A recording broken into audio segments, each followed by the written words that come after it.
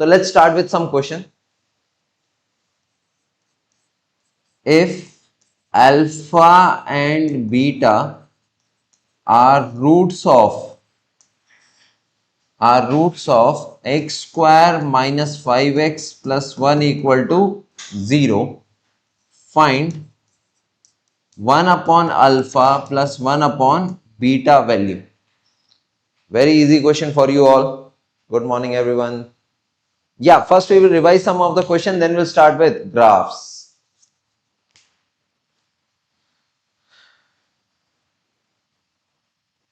Mani is saying 5, Arush is saying -5, Jitesh -5, Mani -5. Okay. Okay. Let's see. So we have to see this equation. This equation has alpha and beta as roots. So sum of roots will be equal to 5 and product of root will be equal to 1. Sum of root is minus b by a and product of root is c by a. So we have to find the value of 1 upon alpha plus 1 upon beta. Take LCM. So alpha plus beta upon alpha beta, that is 5 upon 1. So our answer is 5. Yeah, correct. Okay. So easy question only. Let's move on to next one. Okay. Can we move?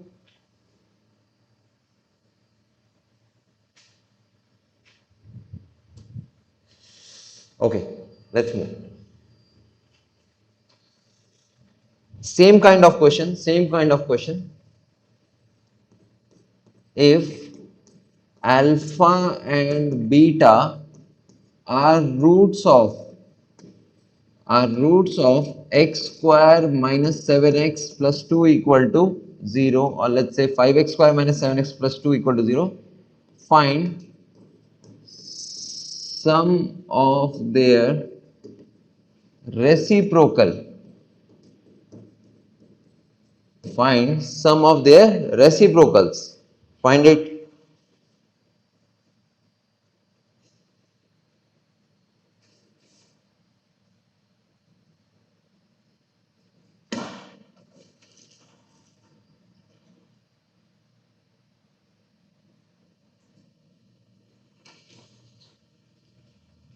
7 by 2, 7 by 2, 5 by 7. Okay. So same kind of question only. Here, just we have not written what we have to find. We have to find sum of their reciprocals, means same thing. 1 upon alpha plus 1 upon beta. That will be equal to alpha plus beta upon alpha beta. And what is alpha plus beta in this? Alpha plus beta equal to 7 by 2. Alpha beta equal to 7 by 5. 7 by 5 minus b by a, and it will be 2 by 5. Correct? So alpha plus beta is 7 by 5, alpha beta is 2 by 5. Okay. So this will be 7 by 5 upon 2 by 5. 5 and 5 got cancelled. So our answer is 7 by 2.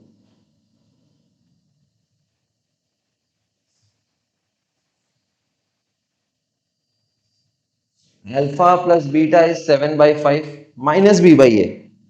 It is not minus b by minus 7 by 5. Okay. Okay. So about the test, in the last 5-10 minutes we will share the link. Okay. So anybody who is interested in giving the test, they can join. Test syllabus is number system. Okay. So in the last 10 minutes, please don't leave the class. Test link will be shared at that time, and you will get all the information. You will get all the information, timing, number of question, this, that, everything will be written in that. You have to just read there. Okay. Nice. Let's move on to next question. Okay. If 2x square plus 3x plus 4 equal to 0 and has alpha and beta as its roots, find find 1 upon alpha square plus 1 upon beta square and 1 upon alpha cube plus 1 upon beta cube. So we have to find two things here. Okay. Yeah, Pooja, exam is on 3 subjects. Yes, physics, chemistry, math. No, Jagati, I can't send photos. Okay. So let's do this problem. Let's start with this. So it will be started with sum of roots and product of roots. So what is sum of root of this quadratic equation? Minus b by a. And what is product of the roots? Product of root is 4 by 2, which is equal to 2. So we got alpha plus beta and we got alpha beta. Okay, very good. So we have to find 1 upon alpha square plus 1 upon beta square. So 1 upon alpha square plus 1 upon beta square, take LCM, it will be alpha square plus beta square upon alpha beta whole square. Correct?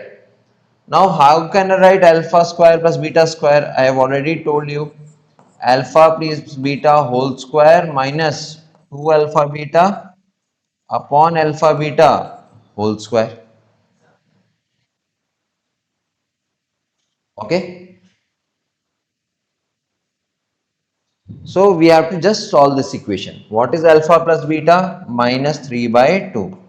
So minus 3 by 2 whole square minus 2 times 2 upon 2 square. So this will be 9 by 4 minus 4 upon 4. 16 minus 9 minus 16 is minus 7 by 16.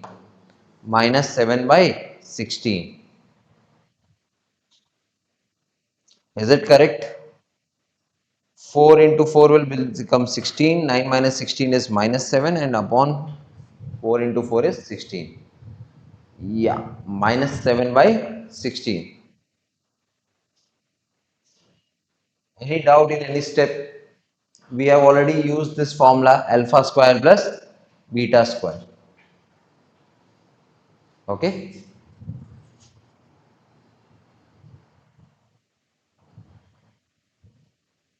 Let's do the second problem. 1 upon alpha cube plus 1 upon beta cube. Okay.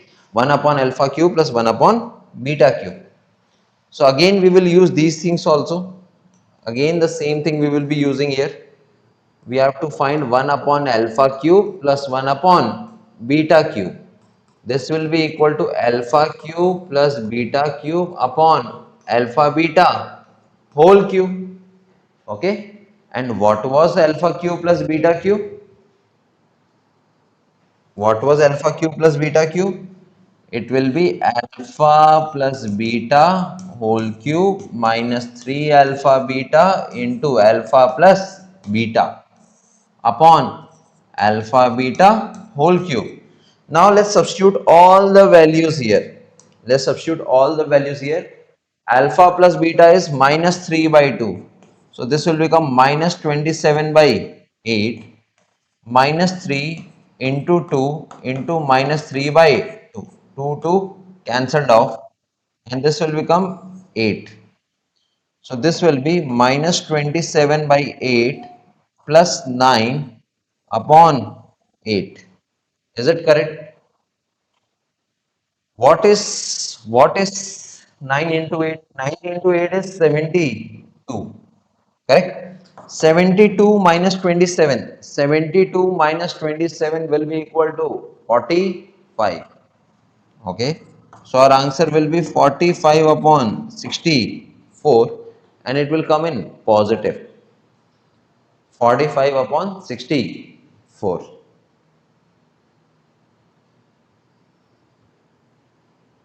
I think so it's clear to everyone.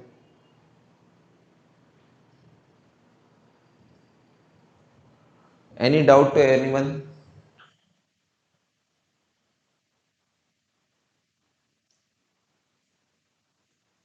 Okay, there are so much confusion about exam. Listen carefully. Today is exam 2 to 4 p.m.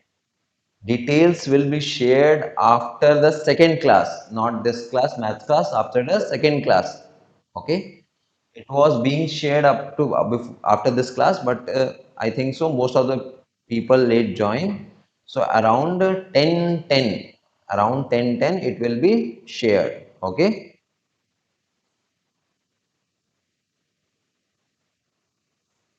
Everybody is clear, syllabus, everything. 2 to 4 is exam. Clear, hear it properly. 2 to 4 is the exam, and link will be shared at 10:10 a.m. Okay. Here, chat box, in Zoom box, they will share. Okay. Okay. Let's move on to next question.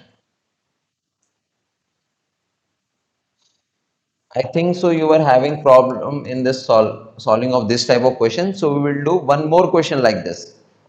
So let's make a general question. If ax square plus bx plus c equal to 0 has alpha and beta as its zeros, you can say it roots, you can say it as zeros, then find two things, same two things, 1 upon alpha square plus 1 upon beta square and 1 upon alpha cube plus 1 upon beta cube. So just for practice, we are doing this question again.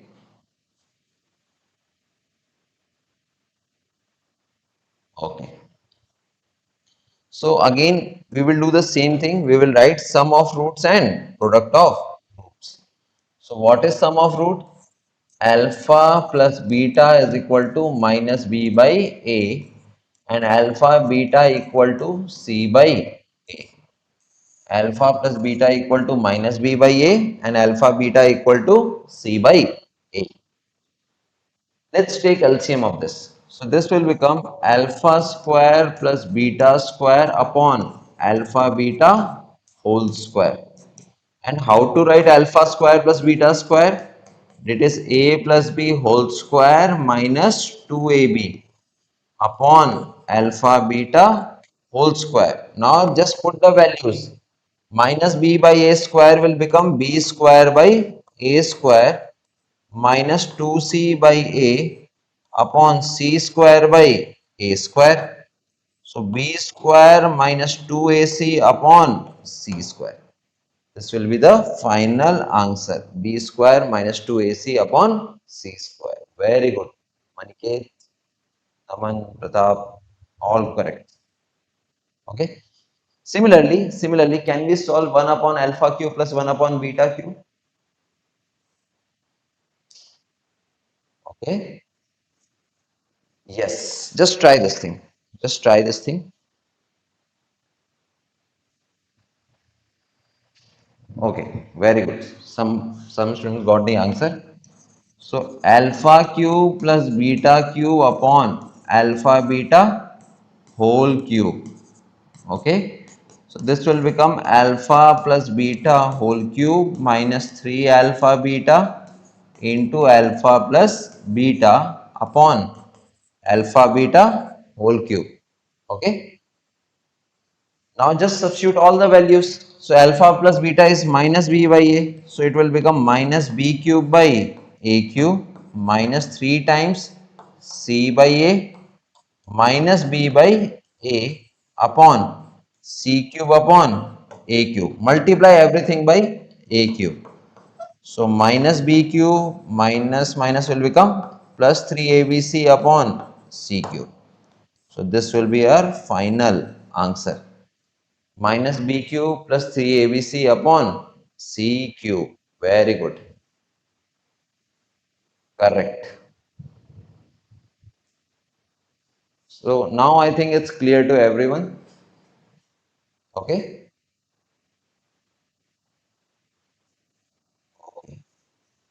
Let's move on to next problem.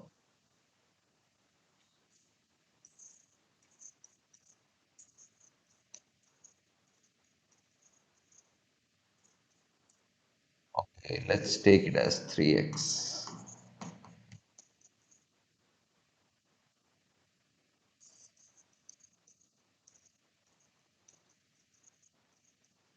Let's say its roots are alpha and beta. We have to find alpha to the power 4 plus beta to the power 4. Okay. Alpha to the power 4 plus beta to the power 4. Okay. Just take a screenshot. Show everything.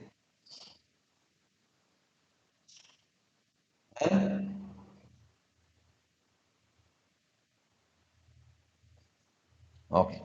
So we have to find alpha to the power 4 plus beta to the power 4. Now see this thing. We know the value of alpha square plus beta square. This is equal to alpha plus beta whole square minus 2 alpha beta. Does everybody knows this formula? Okay. Yes, very good. So from this I can write sum of root is equal to 3 and product of root is equal to 1. Sum of root is 3 and product of root is 1.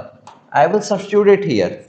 So I will get alpha square plus beta square equal to 3 square minus 2 into 1, which is equal to 7. So I got alpha square plus beta square is equal to how much? 7. Now what I will do, I will just square both sides. Very good. Most of the students got answer as 47. So I will do squaring both sides. Okay. So this will become alpha square plus beta square whole square equal to 7 square. So alpha to the power 4 plus beta to the power 4 plus 2 alpha square beta square equal to 49.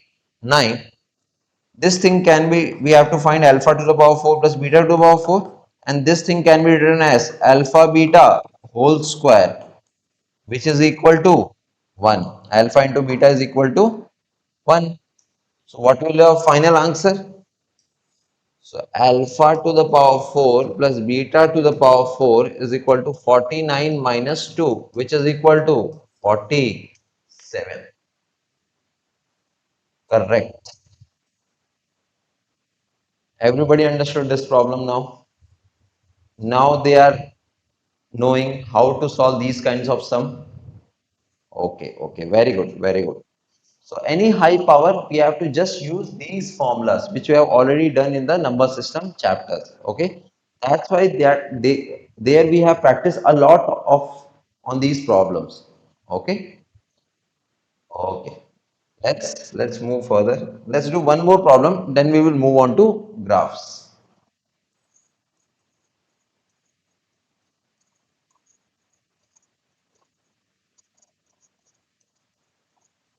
If alpha and beta are roots of, okay, x square minus 64x plus 256 equal to 0, find value of alpha cube beta to the power 5 whole to the power 1 by 8 plus beta cube alpha to the power 5 whole to the power 1 by 8. We have to find the value of this thing. Okay, yes, once again take, yeah. Okay, let's move. Done, everyone? Sure. Yeah, okay, okay.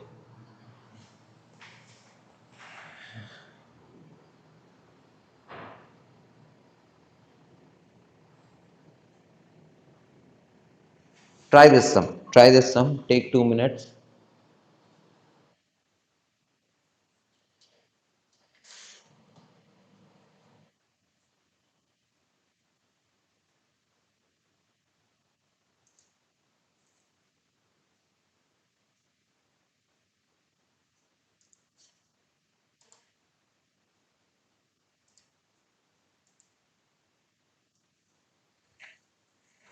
Okay.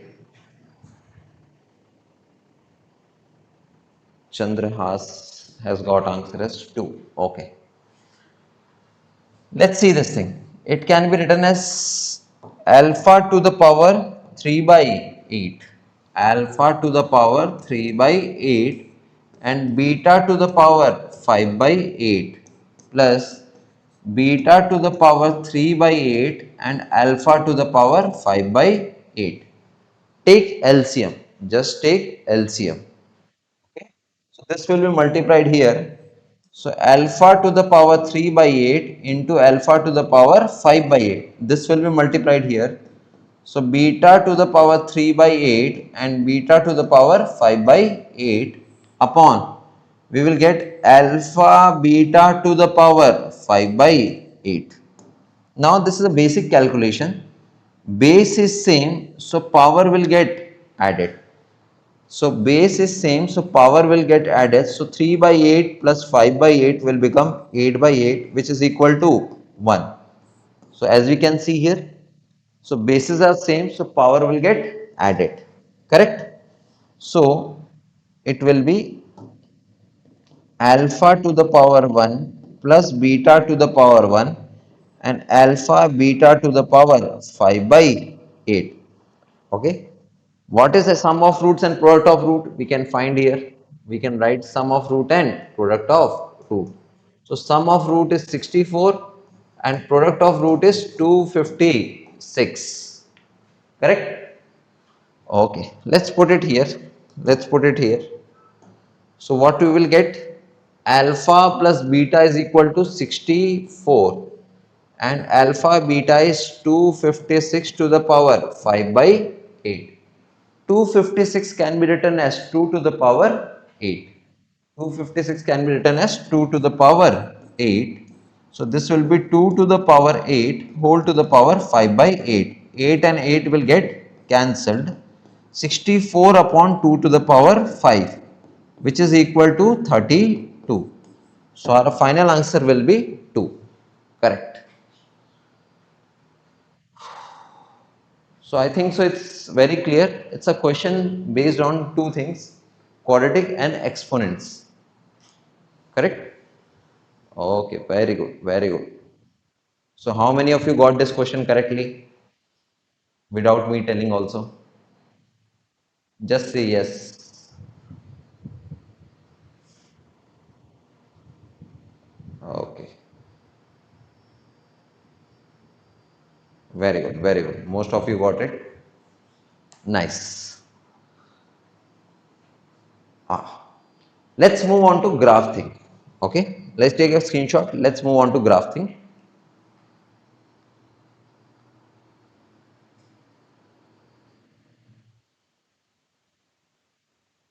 Okay. So yesterday we said graph of quadratic expression is a parabola. Graph of quadratic expression is a parabola. Okay. So what is quadratic expression? Y is equal to ax square plus bx plus c. Correct? Y equal to ax square plus bx plus c. Now please everybody be focused. है ना? Try to learn from here. You will get to know good things only. So see what we say in the class, in let's go to a class 10th, some things there. In class 10th we have questions like this. How many roots this graph has? Let's say they will draw some random graph, this graph, है ना? So how many roots this graph have? First one, how many roots it's having? How many roots it's having? 3. Correct. So what is roots in terms of graph? The times at which the graph cuts the x-axis is known as roots. And here it's cutting only one time. So how many roots? One root here. Okay. So everybody knows this thing. The number of times the graph is cutting the x-axis is known as roots. Okay. So what I will say, let's take x and y axis here. Okay. Let's take x and y axis here. I am just proving the some things here. Let's say Now let's draw a parabola like this. Let's draw a parabola like this. So this will be one root and this will be one root. Everybody agree? This will be one root. So let's say this is alpha comma 0. This is one root. So it will be beta comma 0. Okay. I think so it's getting out of frame. So I will write it here. Beta comma 0. Correct? It will have two roots. This quadratic equation will have two roots, alpha and beta. So one will be known as alpha, another will be known as beta. Correct? Everybody is clear in this point. I will go step by step. Is this point clear to everyone? Okay. So I will just draw a line like this. So this line is dividing the quadratic graph in two parts. This line is dividing the quadratic graph in two parts. Okay. So this point, this central point is known as vertex. This central point is known as vertex, and it is very important for us. So, okay. So let's find this vertex coordinate. So if this part is equal to this part, so this will be what? Midpoint. And is what is midpoint formula? What is midpoint formula? Okay. Alpha plus beta by 2, comma 0. A plus x1 plus x2 by 2, comma y1 plus y2 by 2. Correct? And what is alpha plus beta? Alpha plus beta equal to minus b by a. So this point will become minus b by 2a, comma 0. Everybody is understanding this thing? Minus b by 2a comma 0. Okay. Acha, let me ask you one simple logic. Let's say if this point is 4 comma 0, what will be this point? Can anybody tell its x coordinate? Just above that. 4 comma 0, just above that, what will the x coordinate? 4. No, it will not be 4 comma 1 because we don't know how much have we gone because we have not done the scaling. But we know the x coordinate will be 4. Okay. Let's go below. Let's go here also. Just below that. What will be this x coordinate? What will be the x coordinate of this point again? 4 only. It will remain same. X will remain same. So by that logic, I can say that this coordinate and this coordinate, this and this x coordinate will be same. So if this was minus b by 2a, vertex will also minus b by 2a. I don't know anything about y coordinate, but x coordinate will be minus b by 2a. Is it clear to everyone? X coordinate will remain same on this line. Yes, very good. So we have to find the y coordinate. So we have to find the y coordinate. Now as we are seeing that this point lies on the curve. So this point will satisfy the curve. Yes or no? How to find y? How to find y? Just put the value of x in the expression and you will get y there. Correct? Okay. So I will just put value of x in the expression and I will get y. So I will put x here. So x was minus b by 2a whole square plus b into minus b by 2a plus c. Let's open this. So this will become b square upon 4a square minus b square upon 2a plus c. 1a and a gone. So LCM is 4a. So b square minus 2b square plus 4ac. So we got minus of b square plus 4ac upon 4a. Is it looking similar? Minus b square plus 4ac?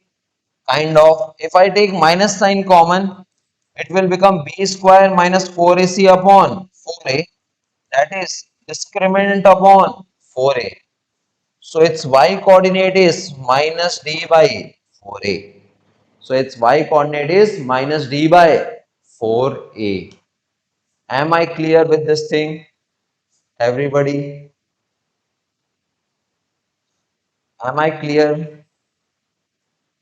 So Just focus on one thing. Just focus on one thing. What is vertex? Vertex is the point from where the curve will start. Okay. Vertex is the point from where the curve will start, and its coordinate will be minus b by 2a comma minus d by 4a, minus b by 2a comma minus d by 4a. So how many of you understand this whole process? Please say yes. Okay,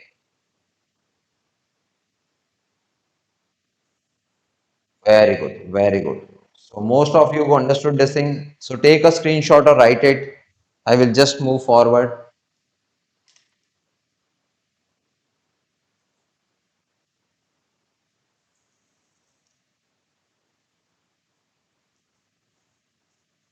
Yeah, Charit, we will just see what is the use of vertex. So, see, we have y is equal to ax square plus bx plus c.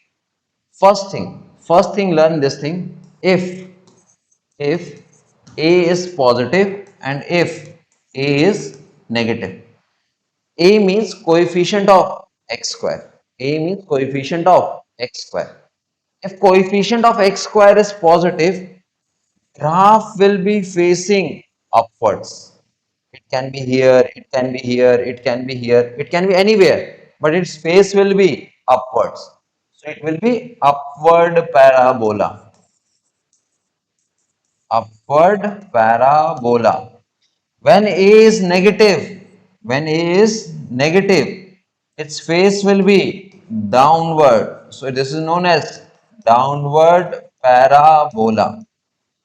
Face A is positive, face will be upward, so upward parabola. If face is down, means A is negative, so it will be known as downward parabola. Okay?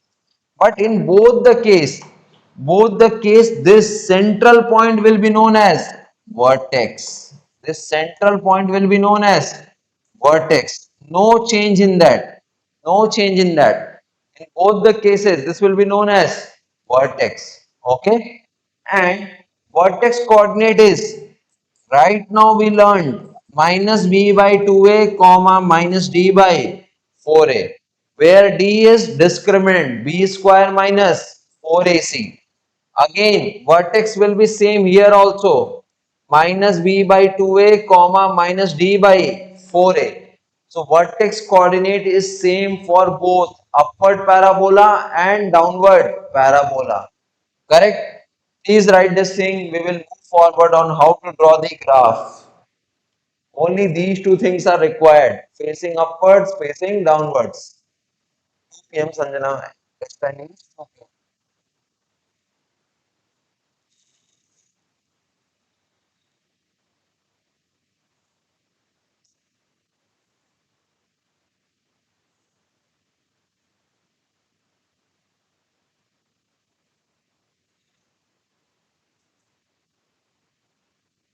Kankati Nilesh. Which center you are in, Kankati Nilesh?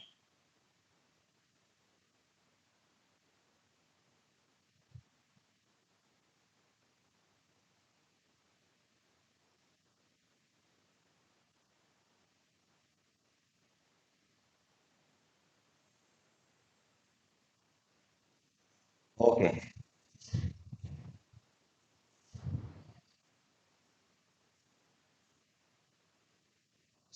Sign will not change because see, we have not written B, A, D, we have not put any sign. We have just generalized the formula. Okay.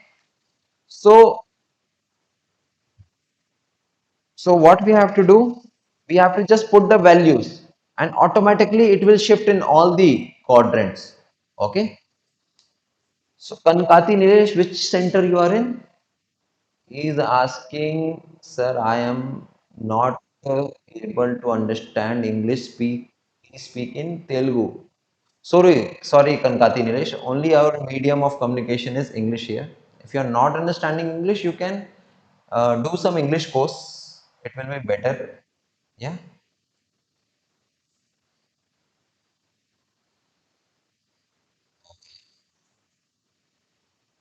Okay, okay, okay. So let's see how to draw graph. Okay. Steps for drawing graphs of quadratic. Steps for drawing graph of quadratic. Okay. Okay. So step number one. Step number one. Step number one is check.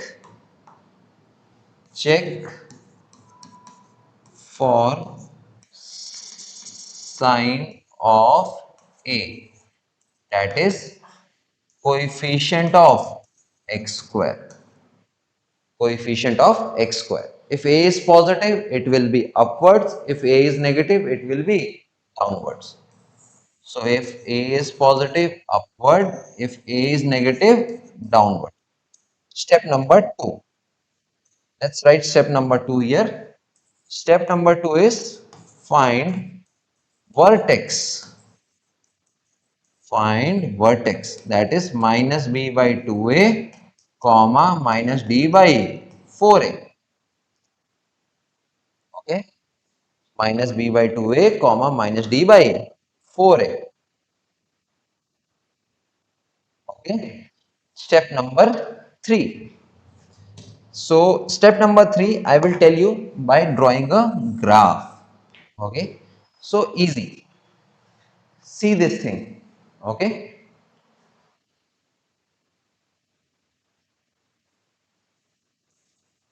so see this thing.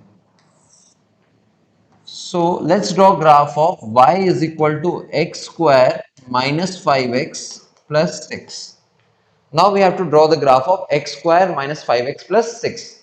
So what is the value of a here? Positive or negative? Tell me, is a positive or negative here? Positive. Very. So A is positive. So it will be facing upwards. A is positive. So it will be facing upward. It's a upward parabola. Step 1 is done. Step 2. Step 2 we have to find vertex. For vertex, A value is how much? A value is given as 1, B value is minus 5 and C value is 6. So just find the vertex value. What will be vertex? Anybody?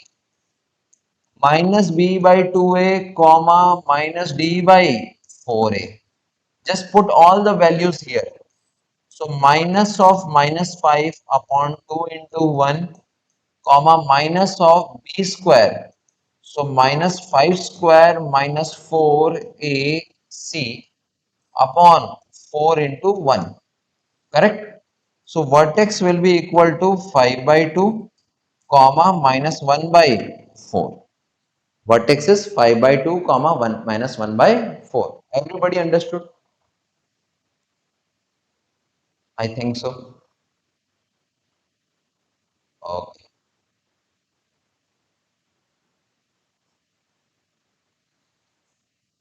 So very easy thing. We have to just put values here. A, B and discriminant values here and we will get the answer. Okay. So minus B by 2A comma minus D by 4A. Excellent.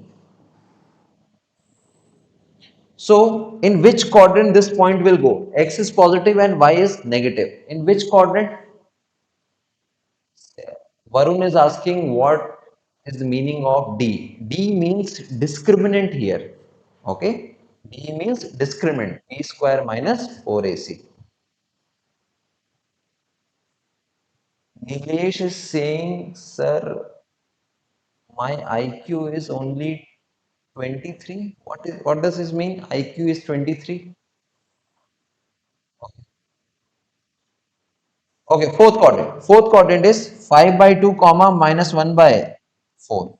So vertex is 5 by 2 comma minus 1 by 4. So it will be drawn upwards. It will be going upwards. Okay. Now see, it can go like this. It can go like this. And it can go like this. So which to take? first, second, or third. We don't know because I because all graph will be going like this, like this, like this. Okay. So for that, step 3 is there. Find point at which graph cuts x-axis, sorry, y-axis. Graph cuts y-axis. Okay.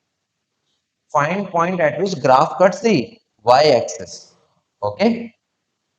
So the point at which it will cut the y-axis, x will become 0. So in this equation, y is equal to ax square plus bx plus c. What we will do? We will put x equal to 0. So we will get y equal to c. So 0 comma c will be the point. 0 comma c will be the point from where the graph will go. Okay. 0 comma c will be there from where the graph will go. Okay. Then, okay, I'm just going to next page. I will return to this page. Don't worry. So what I got is serial. We got y is equal to x square minus 5x plus 6 here. If I will put x equal to 0, I will get y equal to 6. Correct? So we have got two things.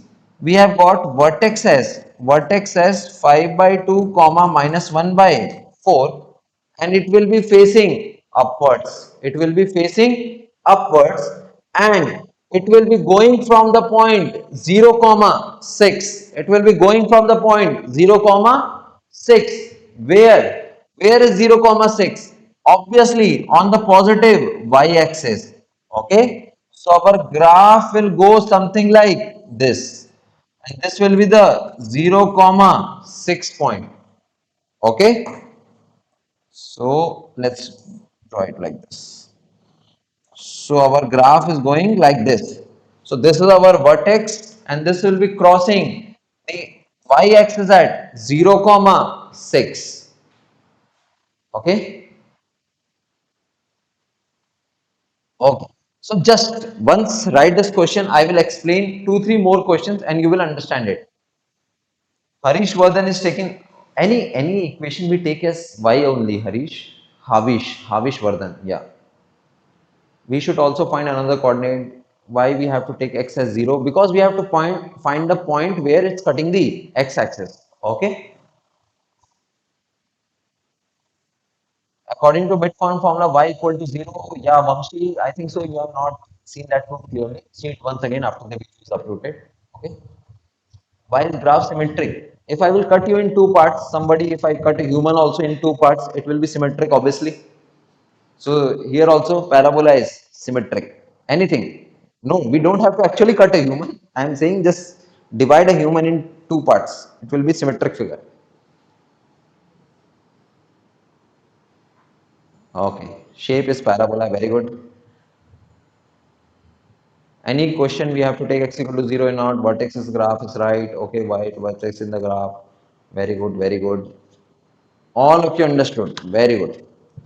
Sir, move, sir. Where to move? Okay. Okay. Nilesh is again saying my IQ got reduced to 21. I don't know how. Okay, let's move. Take a screenshot of this also. First, take a screenshot of this. Take a screenshot of this. Naman is saying we have to take fx or y. We have to take y. Okay, fx is y only. Uh, Konda, Mendi, Nikhilesh. Yeah, what you want to ask, please? No, no, it will not be done in your regular classes. These are exclusive CBSE syllabus only. Okay. Shloka, God, please, sir, what you are asking? IQ scale of intelligence. Okay, okay, okay, got it. So once again, okay. Okay, let's move on to next problem. I will solve one more problem and you will understand this. Let's say, uh, y is equal to x square minus 6x plus 8 is here. Okay, y equal to x square minus 6x plus 8. Now in this, x square coefficient is positive. Okay, okay, x square coefficient is positive, so it will be facing upwards. So first I will find vertex. So a is equal to 1, b is equal to minus 6, c is equal to 8. So vertex formula again I will write minus b by 2a comma minus d by 4a. Correct? Everybody is getting this thing. First we have to find vertex minus b by 2a comma minus d by 4a. Understood? Very good. So just put values here. So it will be 6 upon 2 into 1 minus b square, that is 36 minus 4 into 1 into 8 upon 4 into 1. So vertex we got as 3 comma 3 comma 1. 3 comma minus 1, sorry. Minus sign is here. Don't forget this minus sign. 3 comma minus 1. Understood? Everybody got this vertex 3 comma minus 1.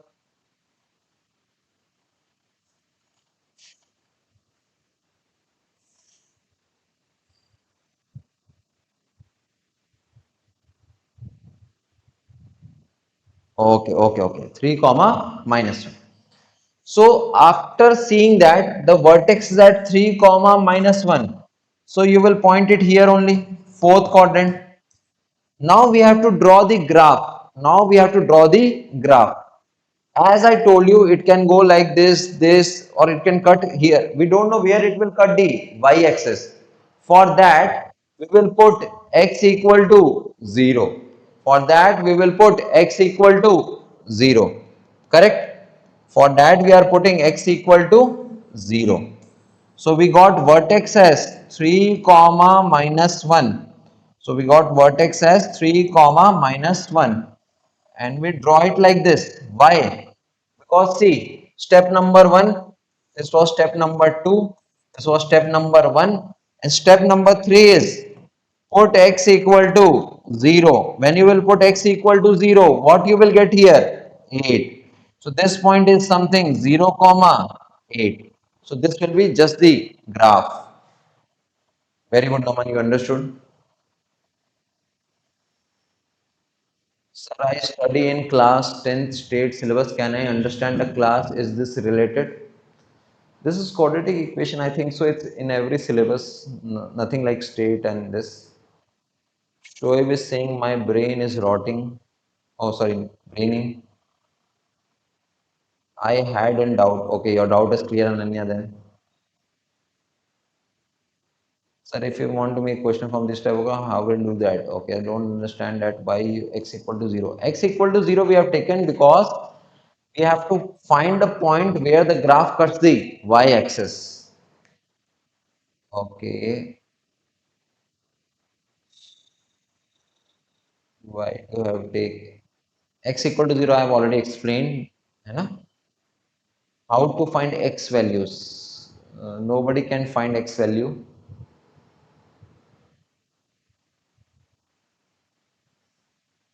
Okay, let's take one more question. Let's take one more question. Only question will make us perfect. Okay, let's solve this question. Y equal to x square plus x plus 1. Tell me vertex of this question. Okay, tell me vertex of this question.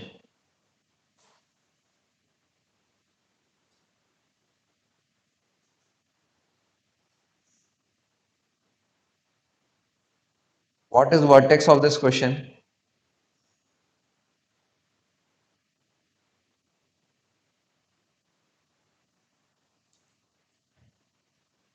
Minus 1 by 2. Somebody is saying minus 1 by 2. X coordinate is same. So A is 1, B is 1 and C is 1. So vertex is minus B by 2A comma minus of B square minus 4AC upon 4A. Correct? So vertex we got as minus 1 by 2 comma 3 by 4. So which quadrant this will go? Which quadrant this will go? In which quadrant this point will go? Very good. Second quadrant, not in the first quadrant. X is negative and Y is positive. So it will go in the second quadrant. So vertex is minus 1 by 2 comma 3 by 4. Okay. Now it's a facing upward or facing downward? It's facing upward or facing downward? Upward. Very good. Okay. So it's facing upward. Now it's facing upward. So it will go like this. Now what will be this point? This is y axis. So what will be this point? At this point, we know x coordinate will become 0.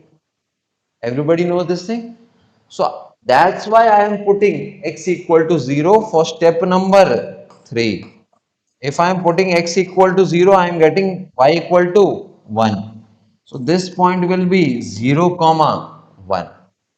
And as you can see in this question, that it's not cutting the x-axis. So it will have no real roots, which we can find by using discriminant formula b square minus 4ac. Correct? Okay. Let's do one. I will give you two, three more questions as homework. You should solve them. Okay. Then we will discuss them tomorrow.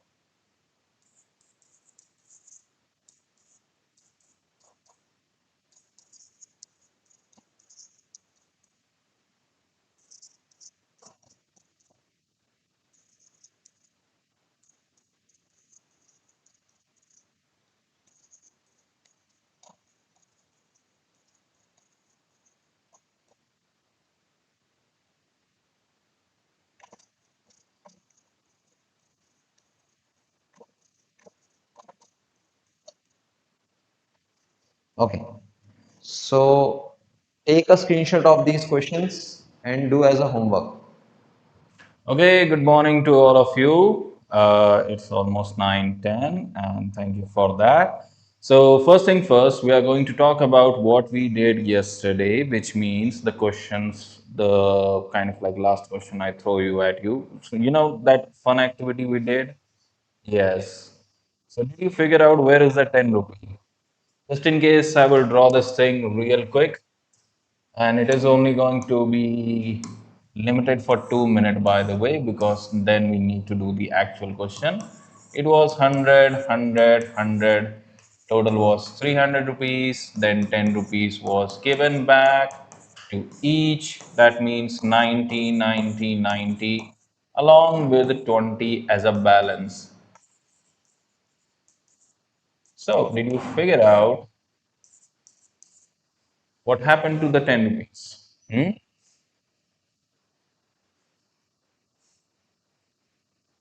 I will tell you the answer. And the answer is right there, right here in the calculation. Listen very carefully. I actually tricked you by making you do this, which gives you 290 and confuse you for 10 rupees. But it isn't actually. What you're supposed to do is this: 270 minus 2250 rupees, which is the amount of lunch. So why did I give this question? Well, to tell you something that the JE questions are not going to be straightforward, neither the NEET one, neither any of the competitive level questions. They're going to be a bit twisted, or should I say they will be straight as jalebi. You know jalebi, it's a sweet, it's a good sweet. So there you go. That's the answer for the last question. And now we will actually do the thing. Oh, you want to get explanation of 1 by 2 equals to 2? Naman Singh. Wait for it. Okay. At the end of the class. So let's move on. Now, last time in the subject physics, we have introduced something like, ah, you're also asking Jitesh, I believe. You're also asking 1 equals to minus 1 proof also. Hmm. We will do that at the end of the class, definitely. Now let's move on to the thing. People are asking when is the examination? Today, from 2 to 4, I believe. Now, so last time we did something called displacement in n second. Now, I kind of like only introduce this thing in a note point which says whether you take 10 in 10 seconds or whether you take 5 seconds or whether you take 1 seconds, you're going to get the same displacement. So now I'm going to give you the full thing here. This is going to be a formula, displacement in n second. What it means is if the question says displacement in first second, that means t goes from 0 to t equals to 1. If I say the second one, then that means t goes from 1 to 2. And if I say displacement in third second, then that means t goes from 2 to 3. So since I want to make a formula, help me out here. If I say Snth, meaning nth term, what do you think where the time goes from what to what? Hmm? Tell me. Here, the time will go from which value to which value? Come on. Very good indeed. This goes from n minus 1 to n. Now, this is important for our derivation because we are going to define the Sn as displacement done in n seconds minus displacement in n minus 1 second. The total displacement basically. So it is going to be u into n plus half a n square minus bracket u n minus 1 plus a by 2 n minus 1 whole square. And we just need to simplify this thing. And when I say simplify, let's be smart about it, this thing, okay? You're not just going to do the brute force over the everything and try to solve every stuff. It won't work. So here it is. You take these two terms, which are right here, this and this. And then you just take the u common, you will get n minus 1 bracket plus a by 2 n square minus n minus 1 whole square. So Sn is going to be u, which is like 1 plus a by 2, and here a square minus b square, 2n minus 1. Now this is right here, is you can take it as fourth equation of motion. Is that clear? Is that fine? Good. Charit, we are asking how does it become n minus 1 to n? Look at this. First 0, 1. Second 1, 2. Third 2, 3. Follow the pattern. Now, as you know, the board is kind of filled and I don't have a space. That means I'm going to give you 2 minutes to write it down this thing. And meanwhile, to do this, I will check the comments here. Sir, why not n to n plus 1? Vamshi Krishna, you're asking? Well, very easy. Look, when I say first second, which is written right over here, first second means it starts from 0 to 1. Get it? So, there you go. First, second, 0 to 1. So, second means 1 to 2, and then 2 means, same thing. And let's see if there is any other doubt. Exam portion, who is asking? Uh, dif Difficult name, I would say. Exam portion, as I told you before, that is in the entire physics, whatever is taught to Tuesday. means equation of motion. Up to equation of motion. Are the derivation asked in JE? Who is asking? Kruti. Kruti. Here's the thing, the derivation is not important for mains, however, they are highly important for the advanced portion. You, you won't be able to do any equation in advance if you do not know the derivations. Okay, what else we got here? Uh, mm, Review would be shared. I think it's going to be.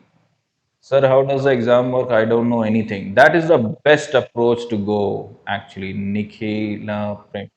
Yeah, just don't know about the examination. Just go and do the examination. Best advice I can give. Uh, okay. Somebody is asking exam is easy or hard. Well, if you did not study, it's hard. If you study, it's easy. See, it's a difficult, it has a difficulty level. You can select from the menu, which means basically your mind. Harshit, I don't think that's going to be an issue. Hmm. Somebody is asking if semi-study. Well, there is something called medium difficult. How about now? I guess 2 minutes is over, so you know the thing. I'm going to count up to 10 seconds. Take the screenshot if you haven't done it yet. 10, 9, 8, 7, 6, 5, 4, 3, 2, 1. And now it's over. So let's move on to just one question based on that, and then we're gonna start the next topic, which is highly important. Somebody is asking when is the examination? Well, uh, it's given it's 2 to 4, or maybe whenever you get the notification. So here's the question: a stone dropped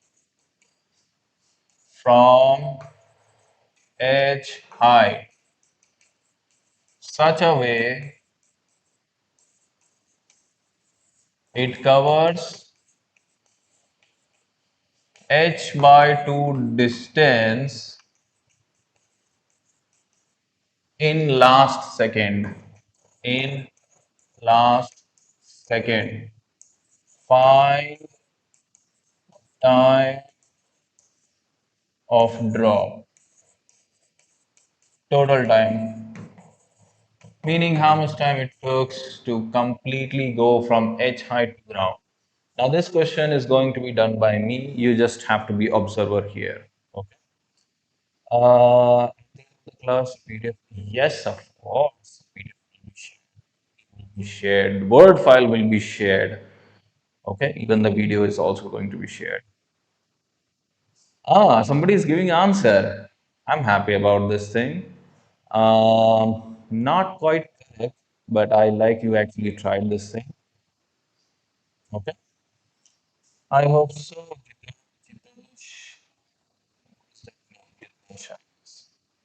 Anyway, so listen. Solution. So first thing first, in any kinematics question is what are the three variable values? You know the values I'm asking always. These. So which value is known to us, by the way? Hmm? Come on. Tell.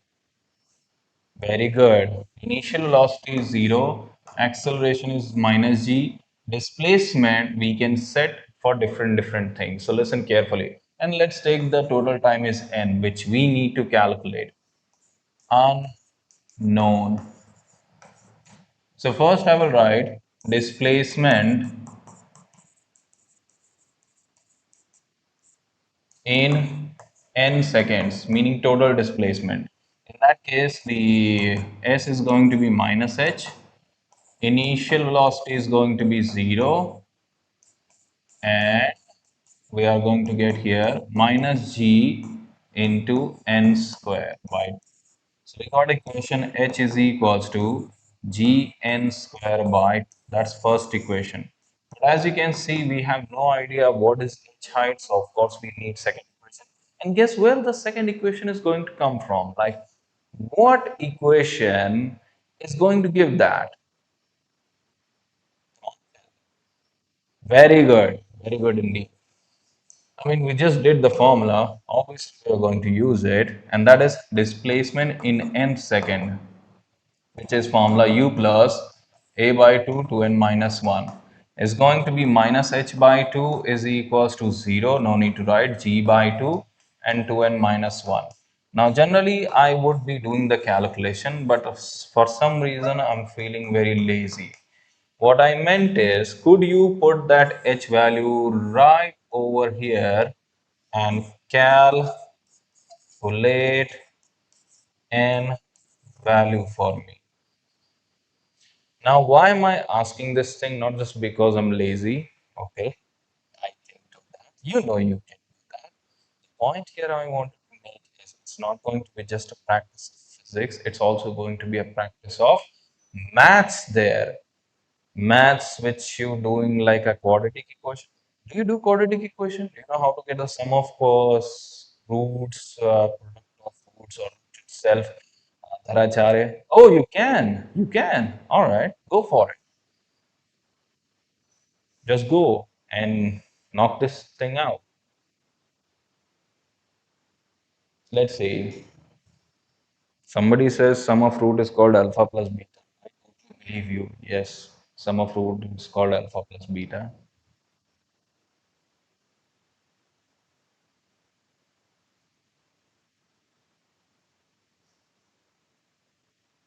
Hmm. I'm seeing some answer, but I'm not sure. When I say answer, I mean n value. Many people are saying n value is 1. Let me ask you something. If the total time is 1 second to cover h height, how the hell it is only covering half height in the same 1 second, which is supposed to be the last second? Come on, you give the answer. Really think about it. It's going to be quadratic equation for a reason. One is correct root, another is not.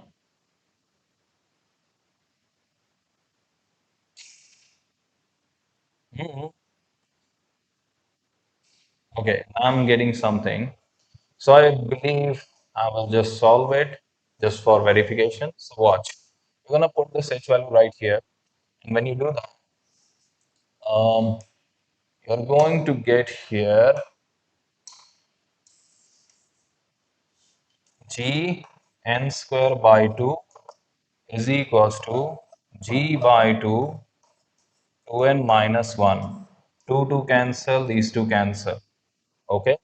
So we're getting here a quadratic equation called n square minus 2n plus 1 equals to 0. Oh, yeah, you are getting 1, which is a bit weird because I made a tiny mistake, and that mistake is called another 2.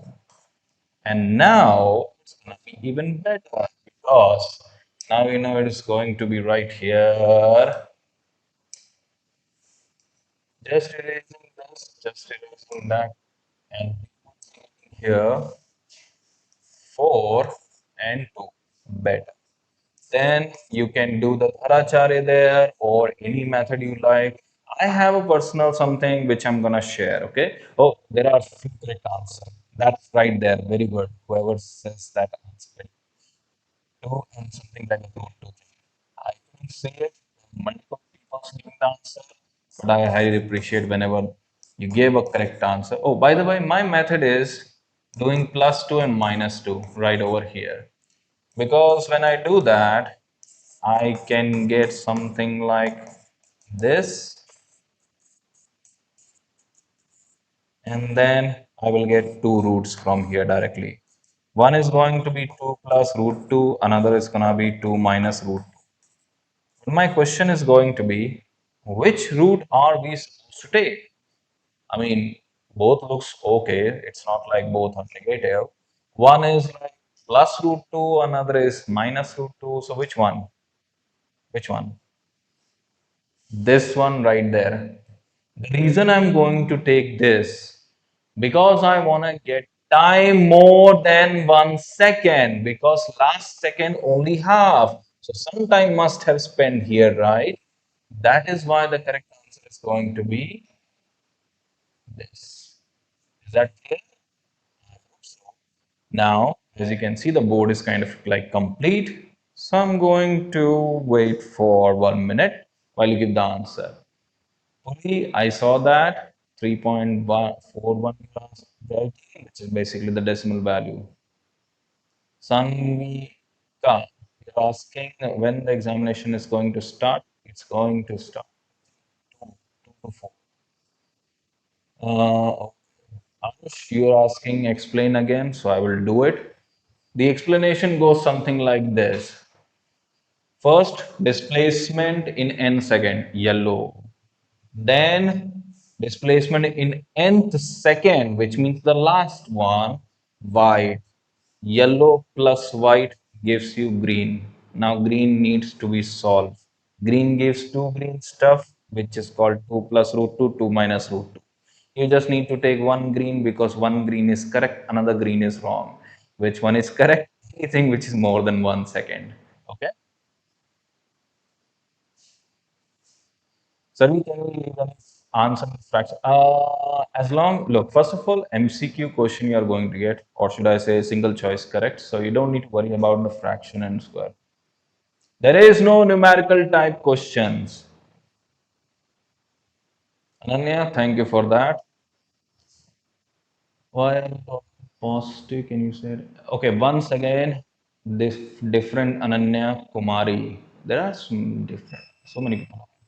So this goes something like this. We know that last second happened h by 2, so we need something more than 1 second. Hence, this value is more than 1 second.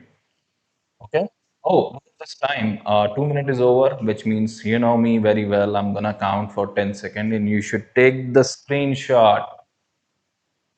10, 9, 8, 7, 6, 5, 4, 3, 2, 1. Naman, you're asking where to get the examination link. I believe it will be shared soon enough. Now, let's move on to the today's task actually.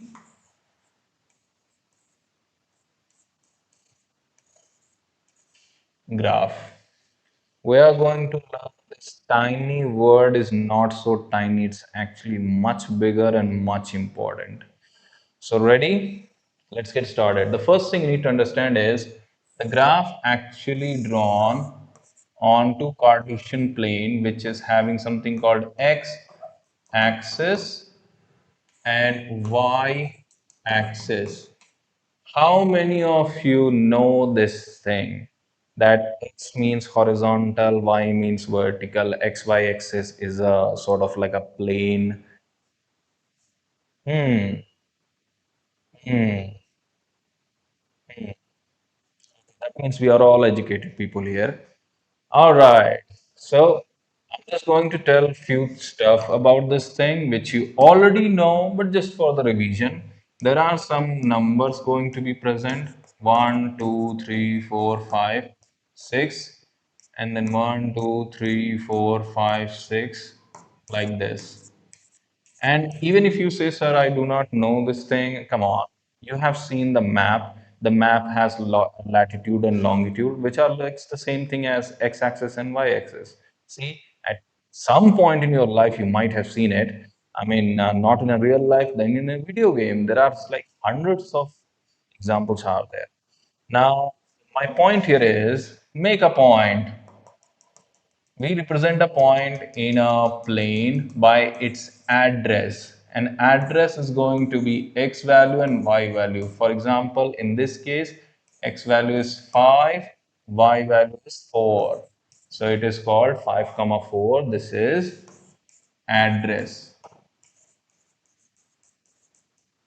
of point. But we are not here for the point actually. No, no, no, no, no. We are here for a line. Okay. Somebody is keep on asking. Sharma, the rest of the stuff. Sir, will our parents be able to see we have written the examination or not? You're definitely going to be watched by your parents whether you're doing the examination or not. And if they feel like you're not doing the examination, you will get instant karma, right? Okay. So make sure you do the examination. All right. Oh, somebody is asking, sir, where is the origin? It's right here, 0, comma 0. Now let's talk about the line. To be specific, obviously I'm talking about straight line. In short, ST complete is straight line. Now there is something called y is equals to mx plus c. I'm going to explain what each means here. M meaning slope, and slope means tan theta. But wait a minute, what the hell is theta? So let's see what is theta here. First, we need a line. This is line. Okay. Now, wherever the line intersects x-axis, just take positive x-axis and rotate in anti-clockwise towards the line. That will give you theta. Once again, theta is start from positive x-axis and rotate in anti-clockwise direction. You will automatically get theta. Here it is going to be C, or should I say it is called intercept on y-axis. That's the C here. Intercept on y-axis, which may or may not be positive. Hmm, just wait a moment. Positive, negative, or 0. Now, why did we learn the line or the point actually? Because we are going to talk about the graph in velocity versus time or acceleration versus time, these things. Yeah, that's why I'm doing the maths in physics class.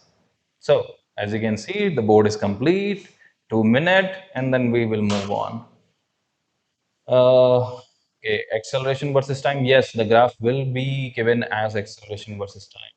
So when we have to write the examination, whenever the examination asks you to write the examination. So tests are going to be some on theory. I believe both portion. You know,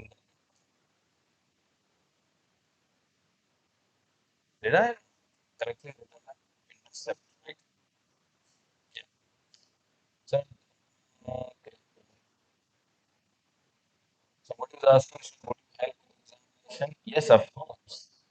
If there are four options, three are wrong, we'll definitely point to the third one, which are wrongs. Okay. So where we have write the examination on the device. So initial class, why not? It's not miss the class, miss the class, we can't do anything about it. Oh, we can actually. There is something called YouTube videos uploaded there. Okay, okay. That's a lot of doubt regarding examination. Why are you so afraid of examination? It's just a simple test. Like, see the question, do the question. That's it. You are not doing that. Much difficult question in the class, actually. All right. So I believe you have completed because you're writing with the lightning speed right now. So free basically. So I'm going to say the counting now. 10, 9, 8, 7, 6, 5, 4, 3, 2, 1. Now let's move on to the actual graph, or should I say graph for equation of motion. Now, why we need this particular thing here is because some of the questions are very easy. They will just ask you, can you identify whether this graph relate to equation of motion and which equation of motion? That's it.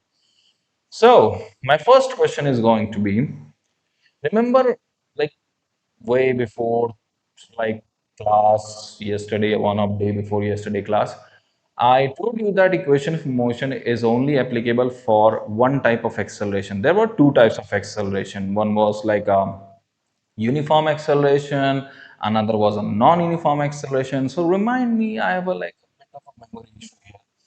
Which acceleration actually like let the equation of motion happen? Like constant or variable? Same value always or different value changing? Very good. Uniform. Uniform acceleration. That means A is constant. So the first graph you are going to get is regarding acceleration. And there are going to be two graphs here we are going to get. Acceleration versus time and acceleration versus displacement. And my question is so easy, like so easy here. When something is constant, like its value is not going to be changed, what kind of line you are going to get? You get a line always remains same height, or will you get a line which is decreasing, or will you get a line which is increasing? Which one? Horizontal, increasing, decreasing for constant acceleration.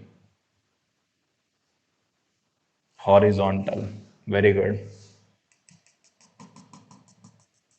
That is A. This tells it's a constant. Now this graph only tells one thing, and that is acceleration, okay? Later we are going to check out the velocity, and then we are going to check out the displacement, but we're gonna do this thing step by step. So take your time and complete it. For this I will give you 30 seconds because come on, we are not writing too much here, are we?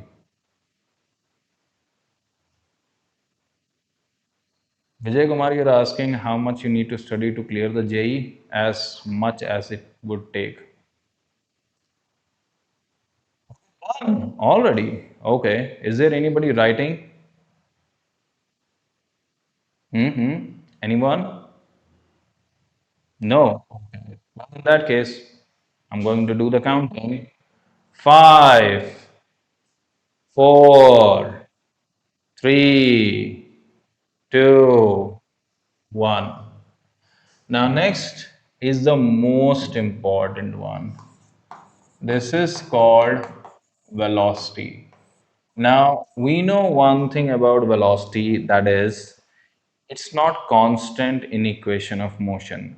First thing first, which equation of motions does the velocity have, like does contain velocity variable v value? Hmm? Which equation of motion contains it? Hmm? I'm gonna check out the comment now.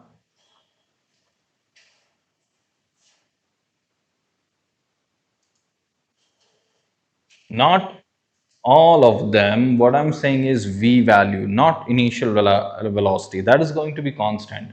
V. Very good. First and third.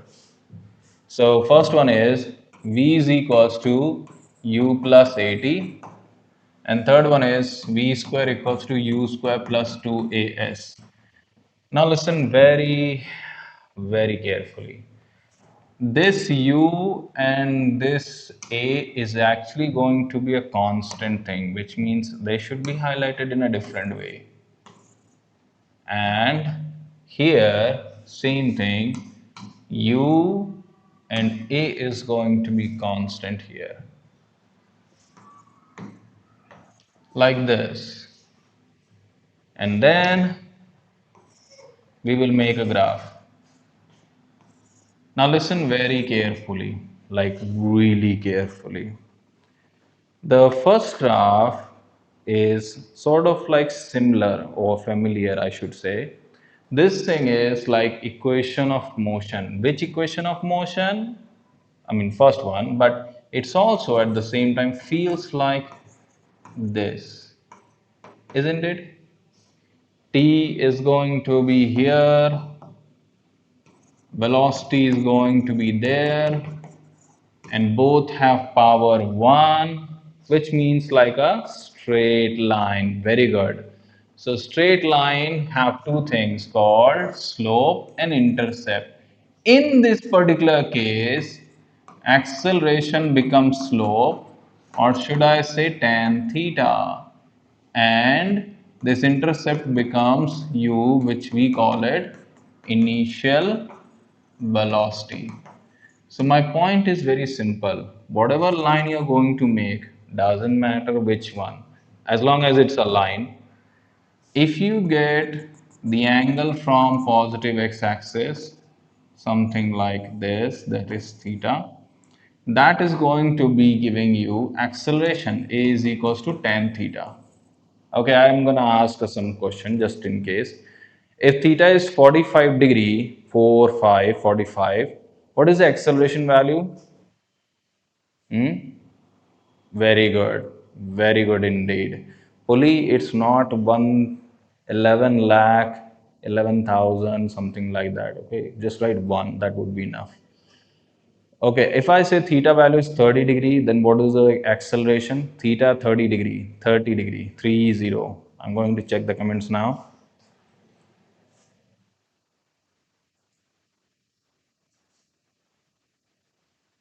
30 degree does not gives you 1 by 2. Who is writing 1 by 2? Sine 30 is 1 by 2. I am writing here 10. The sine by cos thing. Yes, many of you are giving the answer, for which I'm really glad. My BP is actually in control. But some of you are writing 1 by 2, and I don't know why you're writing that thing. Sine 30 degrees 1 by 2, not tan 30 degree. There's a difference between them. Anyway, so here we get this theta acceleration, and then we get here the initial velocity u. So if you see any question like that, just remember it is for equation of motion. You can identify right away. Is that fine? Good. Now let's talk about the other one, the elephant in the room. Now listen, this one is a bit difficult. You know why is it difficult? What is that? What's right there? 2, right? It's not just 2, it's a quadratic. And because of that quadratic, it's not going to be a straight line. What it is going to be, which you have seen in the maths, it is going to be parabola. Not just any parabola, it is going to be a parabola having opening right hand side. So it would look like this. This is going to be displacement. That is going to be velocity. And the question I only ask, have you seen this graph somewhere? Just like in a Pokemon show, they ask, have you seen this Pokemon before in the same way? And you just give the answer, yes, we have seen it. It's called third equation of motion. Now, the board is kind of filled. I'm going to wait for 2 minutes. You're going to write for 2 minutes. And that's it. Do it quickly. Parabola. This thing is called parabola. Yeah, that's the name. First one again, okay, no problem. The first one is straight line, and it has a slope which is called acceleration equals to tan theta. Depending on theta value, you will get acceleration. Depending on how much it is intersecting on y axis, which means now velocity is going to be initial velocity. Easy. These two things, if you're getting it, believe me, you're getting every stuff. Okay? Somebody is asking why tan theta. You know what? I'm glad somebody asked this thing. So listen, why exactly tan theta? Listen very carefully. When you make a line like this, okay? Let us suppose it starts from 0, 0. It goes to a point which is x comma y, which means it has y height and x base, correct? I'm telling a deeper stuff here. If you catch it, catch it. If you don't catch it, well, nothing happened. So listen, when you write acceleration, which is tan theta, is basically going to be this y by x. But what is exactly y is? It's velocity minus 0 divided by x, which is time. Have you seen this thing before? Let me modify it one more time. Have you seen this v minus u divided by t? Have you seen it before? Hmm? Come on, tell. Yes, you did. That is the first equation of motion. That is why I'm using tan theta, not sine theta. What is v minus 0? Well, it's a difference in velocity, Arush. Okay? But it is an explanation. So it's not supposed to be here. And if it is not supposed to be here, it will disappear. And now it's gone forever. Not forever. I mean, you can still find in the video. So I'm going to wait now for 10 seconds and it should complete it. 10, 9, 8, 7, 6, 5, 4, 3, 2, 1. Okay, now let's talk about parabola because people are very fascinated with parabola. I don't know what is fascinating you. Maybe because you actually wanted to know the property. Let me ask you something. I'm just gonna take 2 minutes here, something for telling extra. Do you know on there are like on internet there are videos where people use sunlight concentrate to a specific point in order to melt a rock or melt a pebble. They call it like a death ray. Do you know this thing? Death ray? Yeah. Oh, that tells me something that you spend a lot of time on social media, which is a bad thing. But anyway, the point here is they concentrate the solar light by a lens to a single point. The same thing can be done by a parabola. Just explanation I'm doing here. The parabola is special because any light falls here. Okay? It is going to be collected on a single point that is called focal point. So this parabola is not just any shape, no, it's a very special shape. If you want to concentrate entire light to a single point, this is your answer. It's not a lens, it's a mirror, and it's a practical one. In the France, there is a solar power plant which collects all the light from every like a 2 mile radius to a single point to melt even tungsten, something like very solid, very metallic, having a high melting point and so, it can melt that. It's not concave mirror. Concave mirror is slightly different. Concave mirror is spherical, okay? But it does its job. Like I said, it's an extra thought because you were fascinated with parabola. So I'm going to now say 5 seconds and move on. 5, 4, 3, 2, 1, over. Now, let's talk about the last one. I mean, can you guess what is the last? I did acceleration, start with easy stuff, then velocity, which was slightly difficult, straight line and parabola. Come on, what is the last one? What is the last one? What is the last one? Very good. Displacement. So the displacement graph versus time would be, and unfortunately, you are going to be disappointed, like really disappointed here. The displacement is called ut plus half at square. And you know what I write here at the end? What is that thing? What is the thing over t?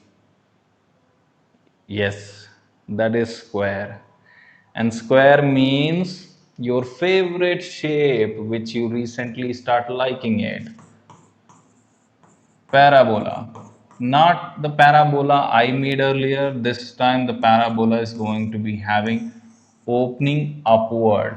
How do I know opening upward? Because t gets square, not the displacement. So it would look like this.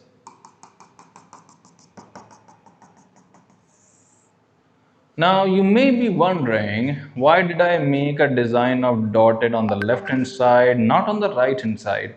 Why did I make the graph is not existing here but exist here? Actual graph. Why am I not considering graph here? Any guess from your side? I want to check the comments. Even though the answer is a bit difficult, technical, but I have a hope. Very good. Very good. So many people got the correct answer. Yup, that is true. That time cannot be negative.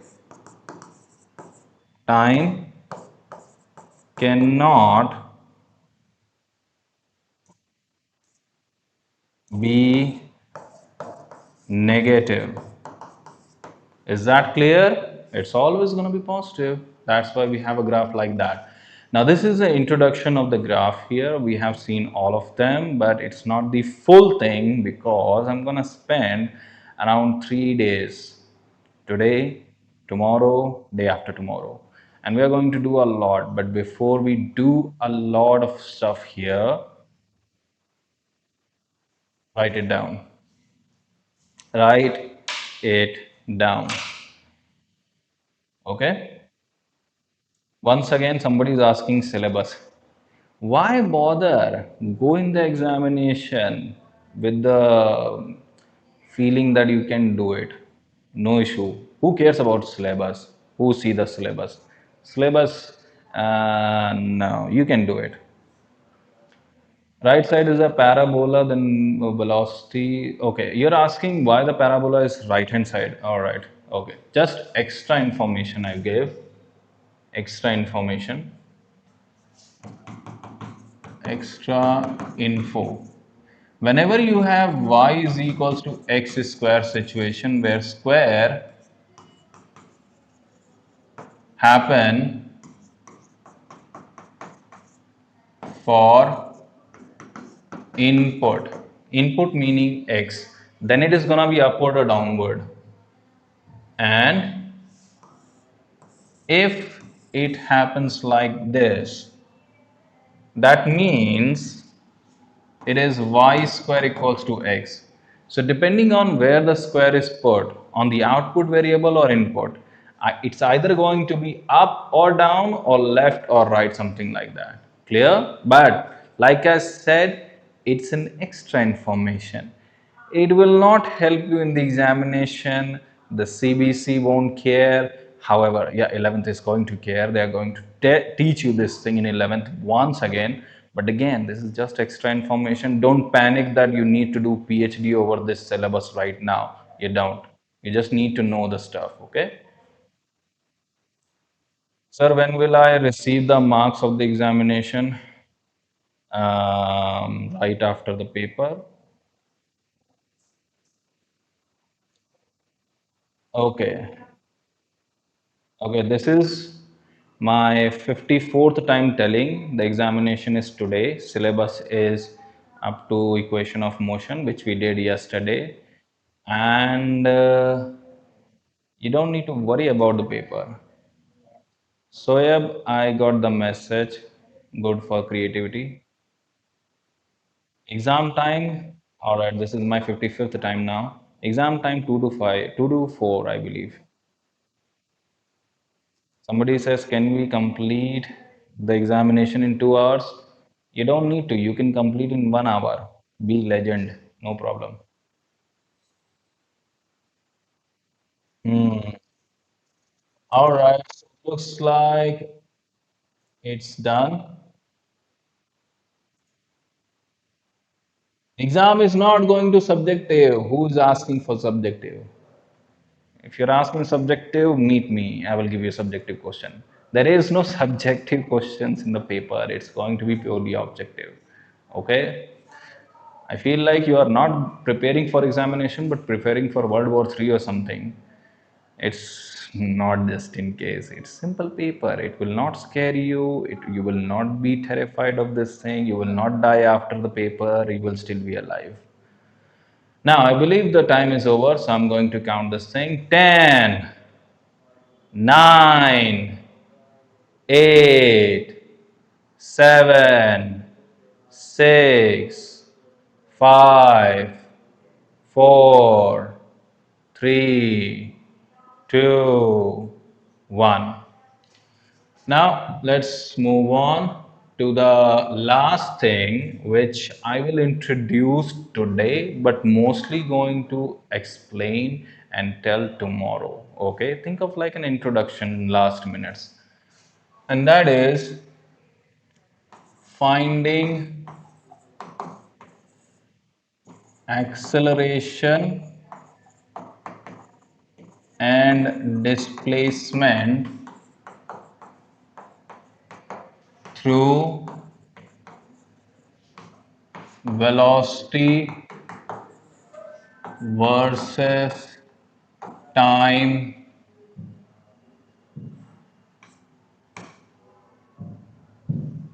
velocity versus time graph. Now, just introduction I'm doing and looking at how many messages are regarding the examination. I will do something, okay, personally from my side. I will be like giving you like 5 minutes of the last 5 minutes going to explain about the test, okay, just for the last time. So wait for it. Let's focus here. So first, the graph is going to be velocity versus time, like this.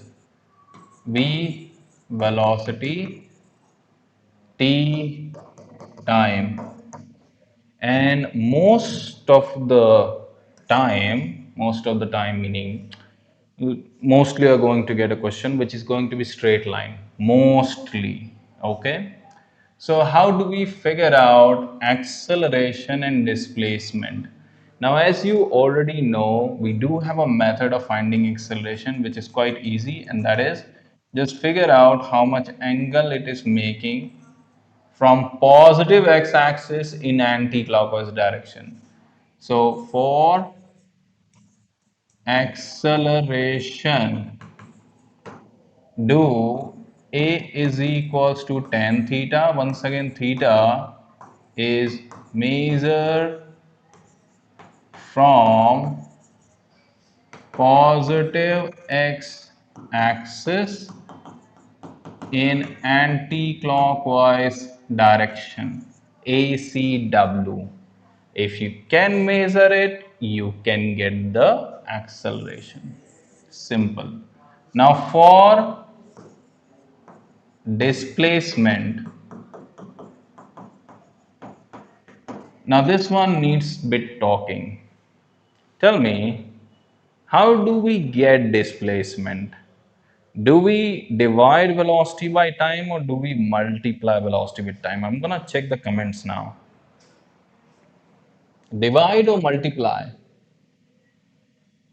Multiply or divide? Yep. Very good. Very good. Very good indeed. Multiply. Now, why did I ask this multiplication thing? Well, the reason is very simple. When you take something called area under curve, area, under curve like this. Okay, you basically get this area by multiplying height and base, not as a rectangle but in general way, which means area sort of like feels like velocity into time. And guess what is velocity into time? Displacement. So area under curve is going to be displacement.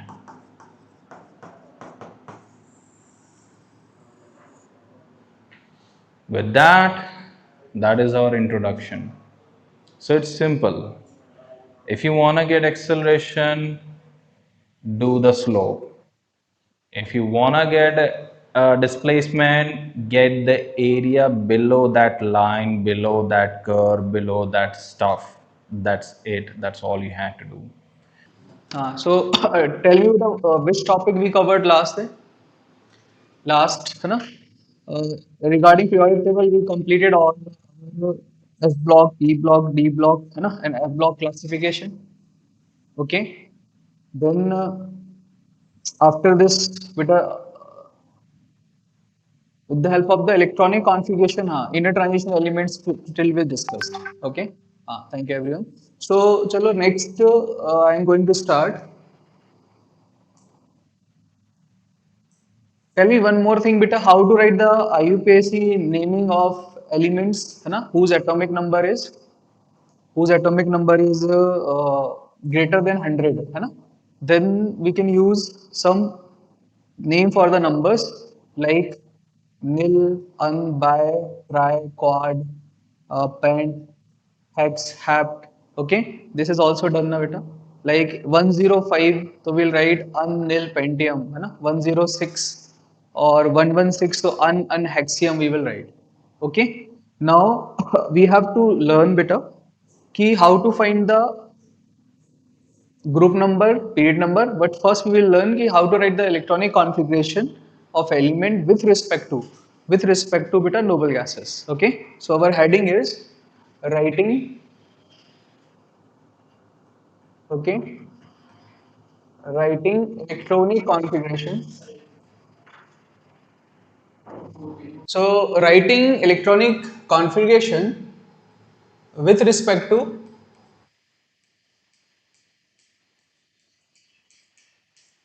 noble gases.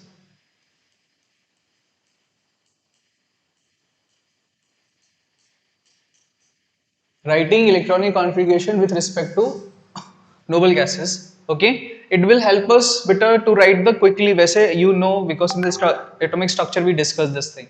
Okay, so noble gases, if I write beta noble gas,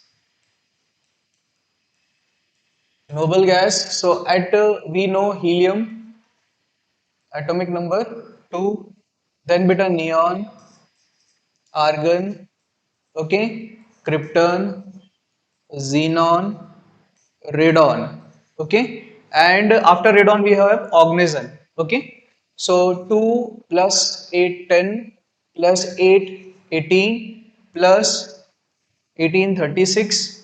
Okay, please beta do not waste your time in asking this non essential things, they will share in the last, so focus on the class beta, I will not answer any other question other than topic. Okay, thank you beta.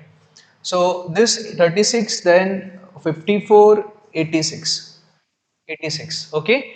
Here the after helium present in the first period, the 1s 2 is complete. Then electron can go in 2s, and it can go in 2p. So 2s 2p is the configuration. Next is here neon configuration is, we can say after 3s and 3p will fill. Okay, after argon, here what will fill with a 4s. In between we have 3d and 4p. So as you know, the general electronic configuration of a period. Okay, Here what will fill beta? 5s, then 4d and 5p.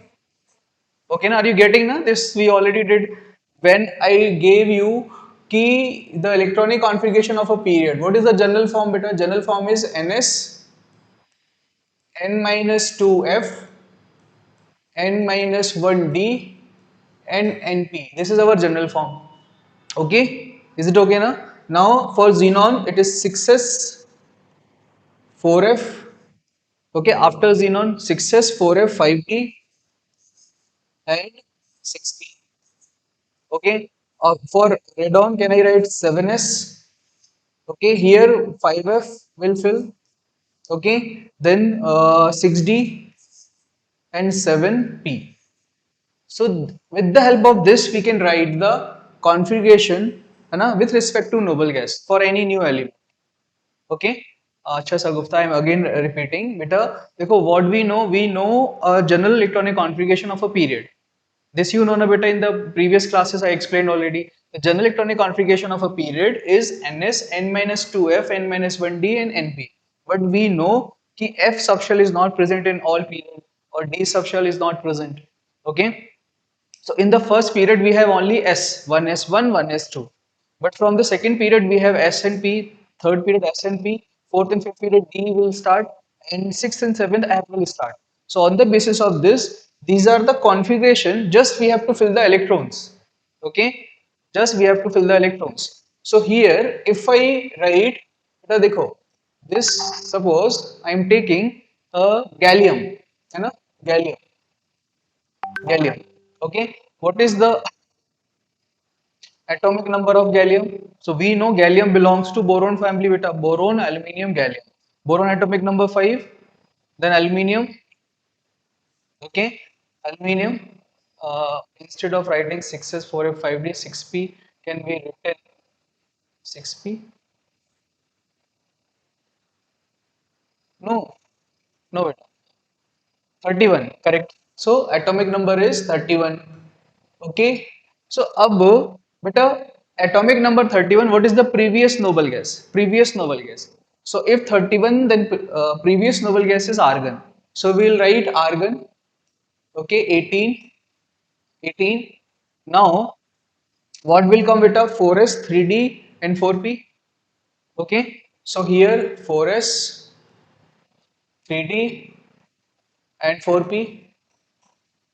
Okay, now can you tell me कि how many extra electron after argon? So 31 minus 18 beta, 31 minus 18, 13. So we will fill देखो 4s2, 3d10, 12, 4p. 4p, what will happen to the 4p? 4p1. Very good Ananya. Himanshu, correct. 4p1. So this is the configuration of gallium. Okay, this is the configuration of gallium. It has 3d10, 4s2, 4p1. 3d10, 4s2, 4p1. How many valence electrons present beta in gallium? Can you answer? How many valence electrons? Valence electrons, not p. 3. 3. Correct. Correct. 3 is the valence electrons beta. Because valence shell is 4s and 4p. Valence shell is 4s and 4. Okay, clear? So next, if I take, suppose Z is 56 beta, atomic number 56. We want to write its electronic configuration with respect to valence shell is the outermost shell, na beta, Vishnu? Valence shell is the outermost shell. Valence shell, outermost shell. The outermost shell is the fourth shell. It is the valence shell. Maximum principal value. Okay? Very good, Anand. So Z is to 56. What is the previous noble gas for 56? Xenon. Okay? So we will write its configuration like xenon, xenon. Okay? How many extra electron now? How many extra electron beta? Only two. Only two na? Okay? So देखो, we have here in xenon, then 6s2. Xenon, 6s2. Are you getting? Any element configuration you can write. Like suppose we have mercury, okay, Hg. Now we want to write Hg configuration beta. Hg configuration. Atomic number can you calculate atomic number zinc, Cadbury, cadmium and mercury, है ना? Remember ना बेटा, I gave you a trick कि जिंदगी Cadbury होगी. Zinc, cadmium and mercury. Zinc, cadmium and mercury. Okay. So zinc atomic number is 30 ना बेटा? 30. 30 plus 18. 30 plus 18, 48. Okay. 48. Now after this 48, if we add 32, 32. So what will get? 80. 80 na beta.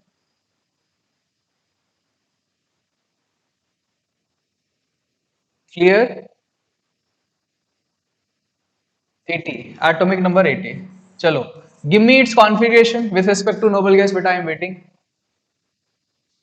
Give me its configuration beta.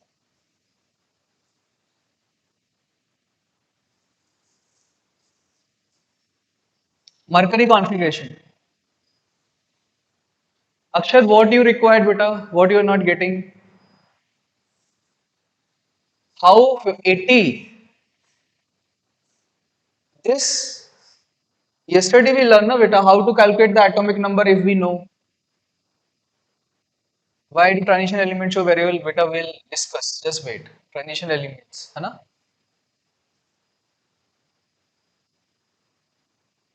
4s2 8f2 no beta, not no Shiva.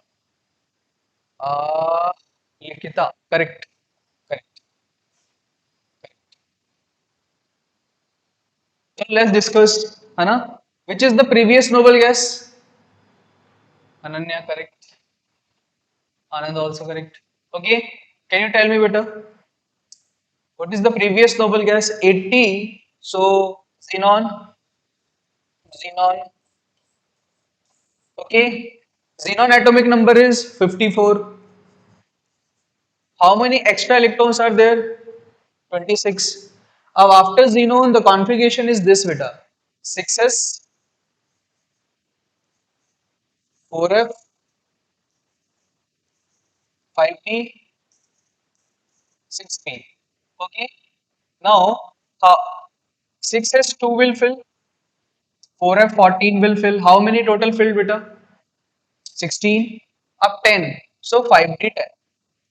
Okay. It means this is not this. So the configuration of Hg is 6s2, 4f 14, 5d 10. Are you getting now this way of writing? Very good, Naman. Okay. So in this way, we can find or write the configuration normally beta. Other than how I am filling 14 and 10 because I know that the maximum capacity of F is 14 atomic structure part. है ना? The F subshell maximum capacity is 14. S subshell maximum capacity is 2. Okay.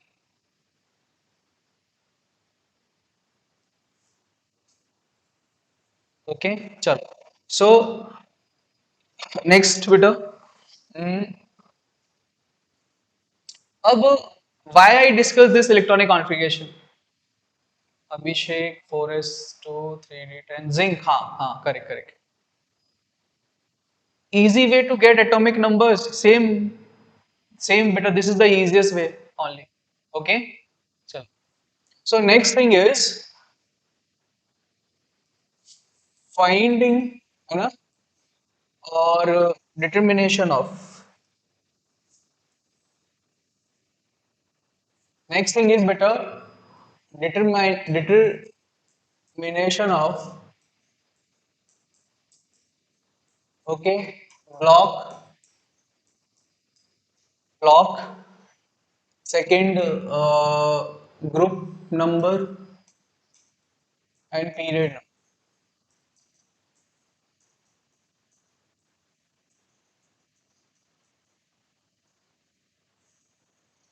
This question is very important beta. They will give some elements or atomic number is given. Maybe sometimes they will give the atomic uh, number also or electronic configuration. But suppose electronic configuration is not given, then we have to write the electronic configuration.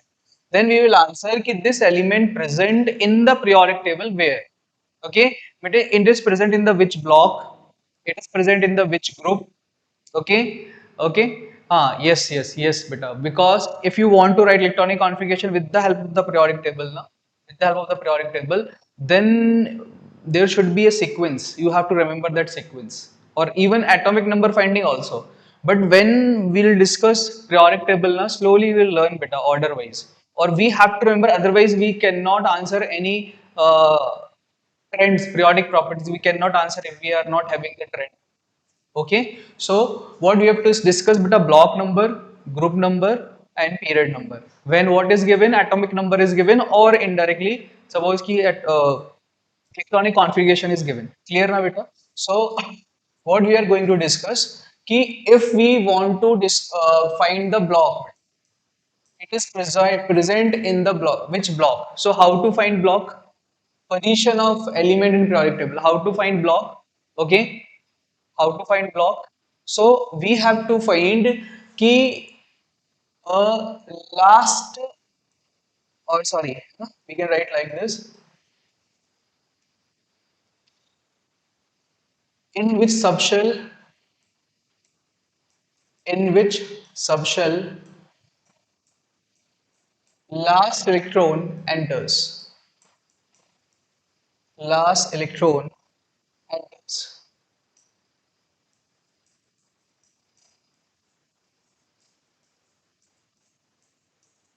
Okay, on the basis of last electron we can judge. Like, he suppose we are having S subshell, P subshell, D subshell, and F subshell. Okay, so if electron is entering in S subshell, we will say it is present in the S block. If last electron is entering in the P subshell, we will say it is present in the P block beta. So on the basis of the differentiating electron or the last electron, we can judge ki the element is present to which block.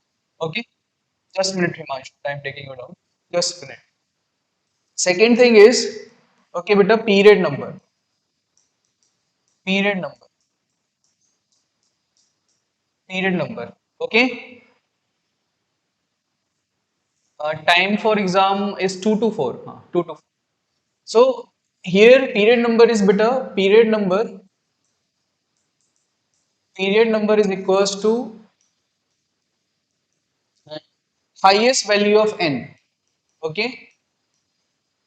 Highest value of n, or maximum principal quantum number bit. Okay, maximum principal quantum number, maximum principal quantum number, or you know about principal quantum number, है ना, n value, highest value of n or highest value of shell. Okay, this is its period number. Highest value of shell also period number.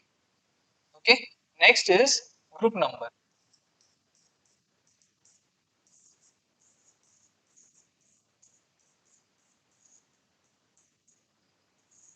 Okay, group number. So for different blocks, है ना, for different blocks we have different finding for the group number beta. Like देखो, suppose A I am taking कि if we have, it is present in the S block. Okay, it is present in the S block.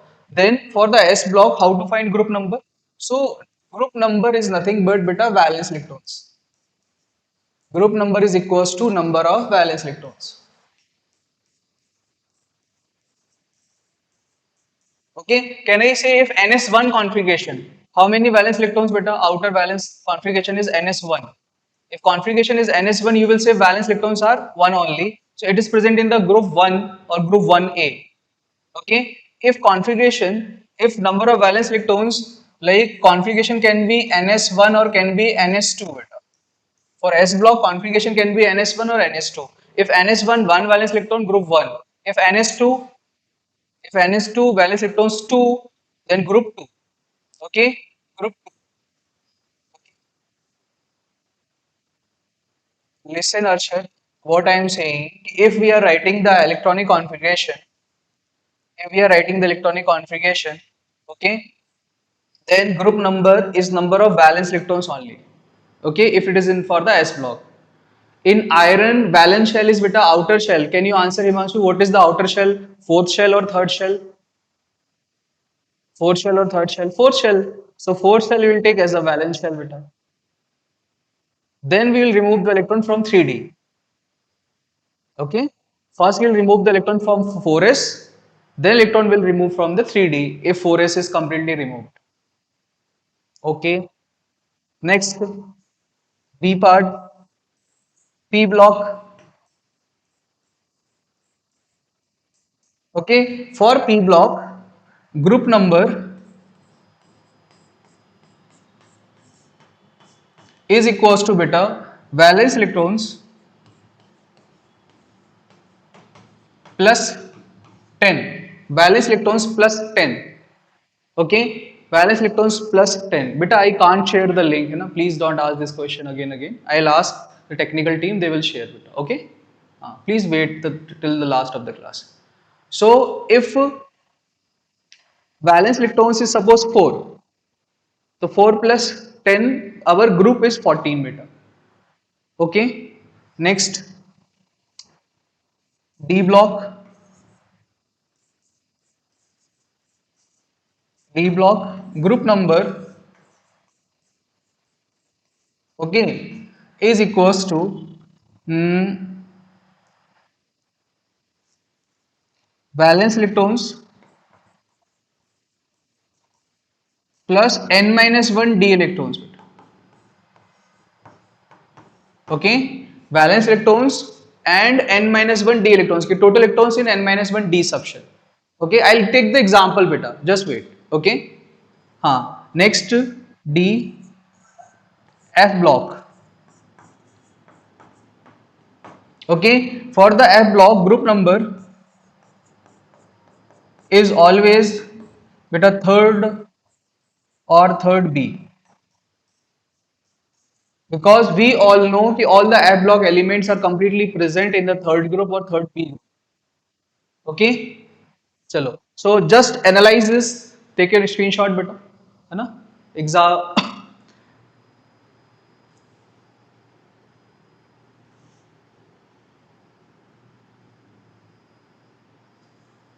If I am saying beta anything, कि will wait, beta will get the exam link. Exam link. It is not in my hand, but I can't share it. Okay. So please understand. Chandrahash और देखो PDF of chemistry class. Kushal Kumar sir. Beta, I don't know this. Kushal sir.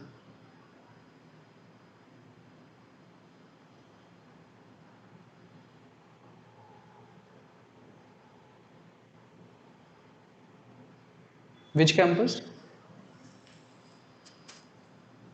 If you are a resonance student, na, your ID number is given. Okay. PDF will be uploading in the Zoom. Okay. I am explaining again. Chalo, I am taking. I am from Suchitra campus, na. I already told you beta for all previously. So, देखो, this I am explaining this slide. Key for the block, okay, for the block, in last electron is entering in S subshell, the S block, P subshell, P block, D subshell or F subshell, right? Period number, highest value of N shell, or for the group number, if suppose valence electrons is 1, our group is 1 for S, है if valence electrons is 2, our group is 2 beta. Okay, देखो I am taking examples so you can answer easily. Next, take the screenshot. Okay. अब देखो with the examples it will become very simple. Suppose we have Z equals to beta 21, है ना, atomic number 21. Okay, atomic number 21. Previous slide.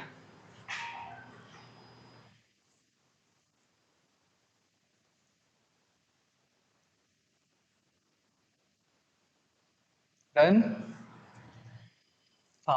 Atomic number 21. चलो find out fast, फिर I'll do. Group number, period number and block for 21. Very simple I took. The example is very simple. Even you know that element also.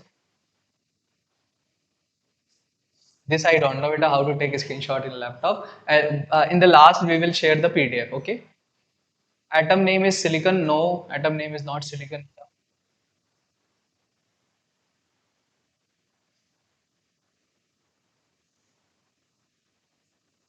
I'll give pre-time to slide. Scandium. Yes, scandium. D block. So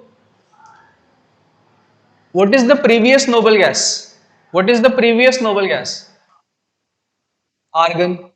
So we'll write कि for this Z we have argon. Okay, argon.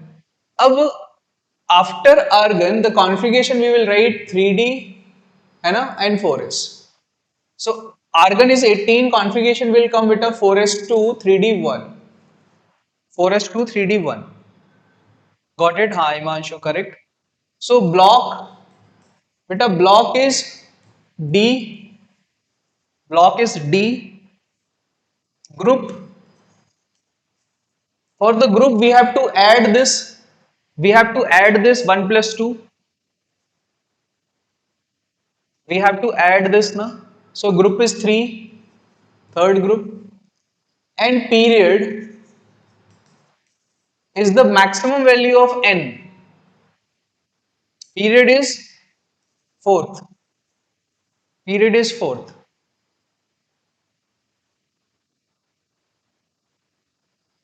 Okay, correct. So one more question.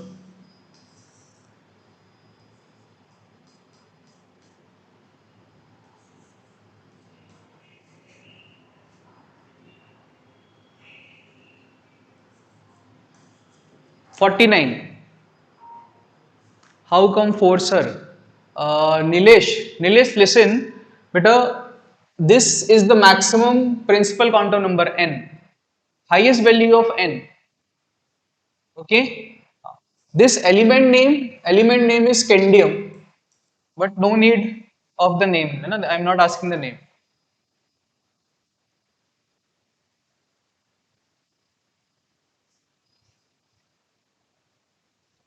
49 indium. P block. Yes, correct. P block. Group number.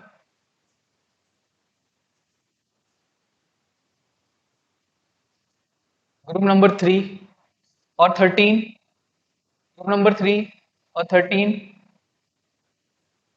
देखो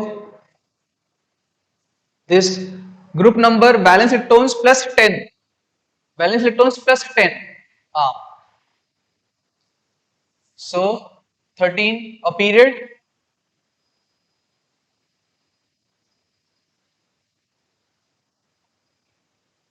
5 is coming for most people. Naman is saying 4. Ananya 5. Shurbi 5. Maria Dasheen 5. Shurbi 5 5 5. Okay. Chalo, I am solving it. Na? Beta, what is the previous noble gas? Previous noble gas. Helium, neon, argon, krypton. Krypton. Okay. Krypton. अब krypton is which period beta? So helium, neon, argon, krypton. Krypton is fourth period plus 1. So period number is simply 5. Period is 5. Okay. I will give you one trick now beta. The period number is previous noble gas period number plus 1. Always. The period number is the previous noble gas period number plus 1. Always. Again repeating it. Okay, period number is the previous noble gas plus 1. Okay, atomic number is given, the period number is the previous noble gas period number plus 1. Done? Chalo. So, krypton 5, अब we will fill the electrons. Beta, what is the atomic number of krypton? 36. What is the difference beta? 13th? 13th, na? So here after krypton, the configuration is what beta? 5s, 4d, and 5p. So 5s2, 4d10, or 5p1. Okay, 5p1. Beta, how many valence electrons? Valence electrons. Varun is saying eighth group. No, beta, it's not eighth group. The answer is correct. So, देखो valence electrons block is P. Block is P block. Okay. For P block, valence electrons 3. So group number is 3 plus 10 beta 13th. चलो अब can you tell me anyone beta कि what is the old numbering of this 13th? The old numbering of 13th. What is the old numbering of 13th? It is third B or third A? Third B or third A? Old numbering, Mendeleev's numbering. Fast, give me answer. It is third. Acha, okay, answer is not coming. It is third A. Third A. Okay. So I am showing you the previous slides beta. As you asked, देखो this one. Okay. Then this one.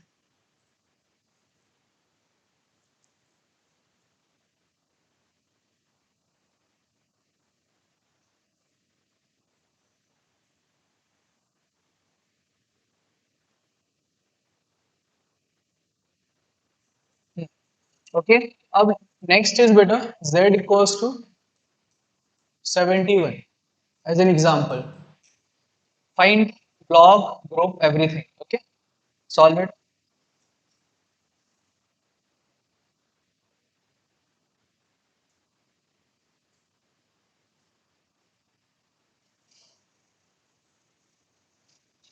Swarnalata is asking ki who is going to invigilate us. Beta, it is online mode, na? So you have to be honest with yourself while solving the question paper. Okay. D block, Maria D block. F block, group 3, correct Kavi. Correct. Any other concept? A. Sure. Okay, chalo, I am repeat. Explain how to find electronic configuration. Okay. F block, huh? Block is correct, beta. F block. Group is third B. All F block elements are group third. Sixth period, correct. Sixth period. Sixth period, correct. Lutetium, correct. Correct. So, okay. So, देखो, I am giving you one more method. Just listen. What is the previous noble gas?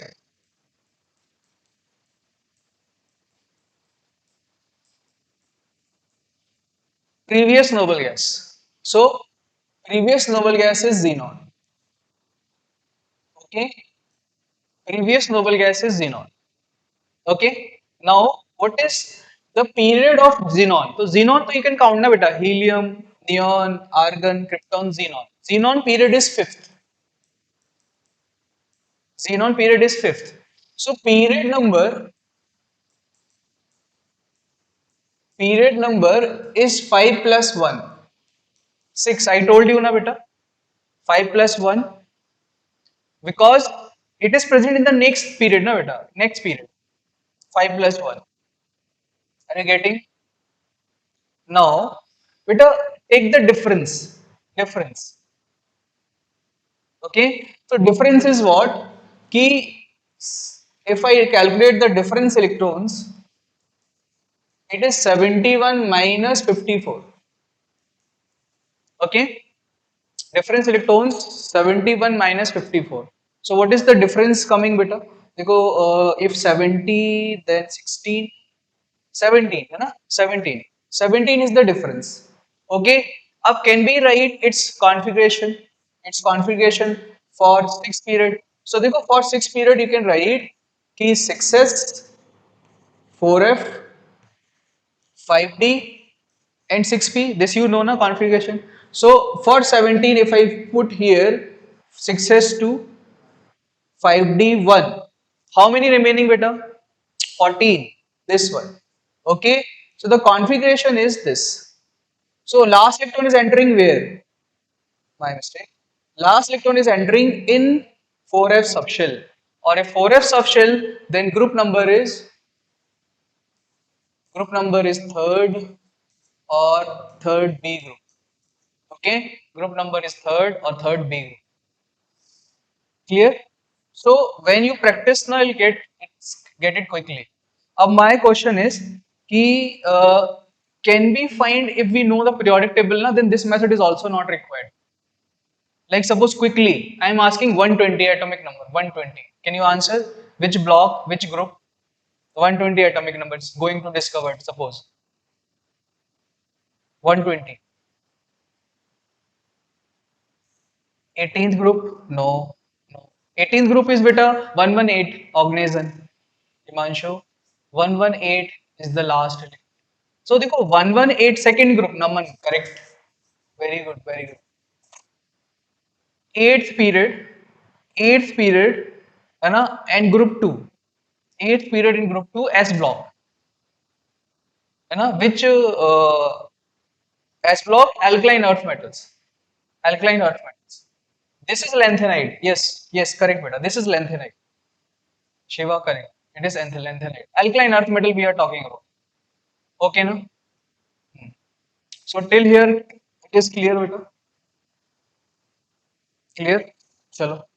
Next, we are discussing the basic periodic properties, beta. Okay?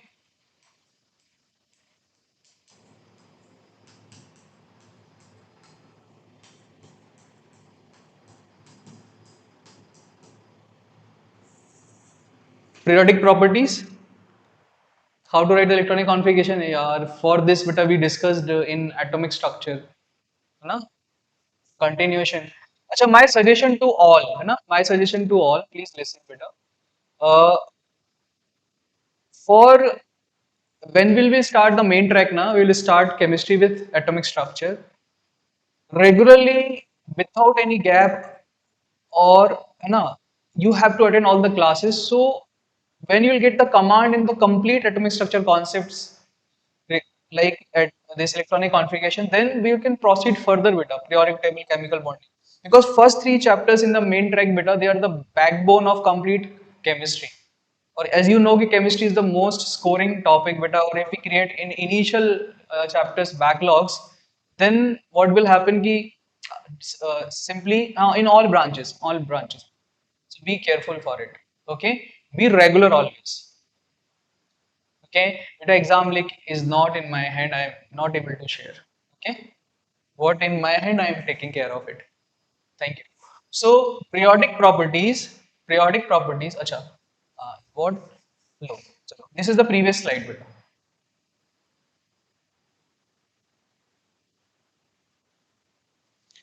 6s, no, no, no, no, no, 6s is not last, no.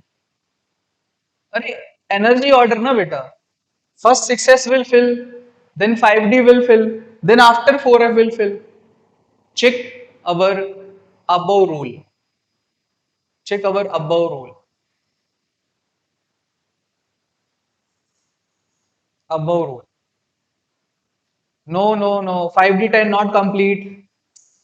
Because what is the configuration of F block? Dekho, configuration of F block is this.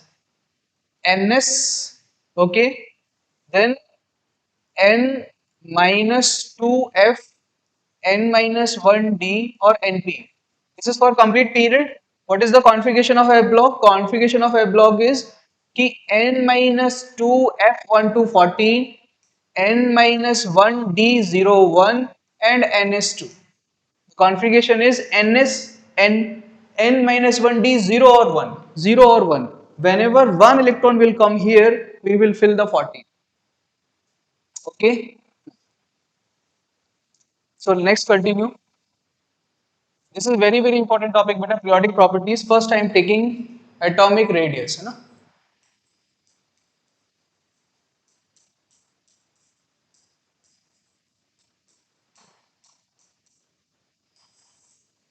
What is the meaning of atomic radius? Atomic radius. Okay. So we can say कि suppose in a simple manner I am showing beta na nucleus or valence shell electron and this distance r. So can I say कि between distance between okay nucleus and outermost shell electron cloud, okay, distance between nucleus and outermost shell electron cloud is known as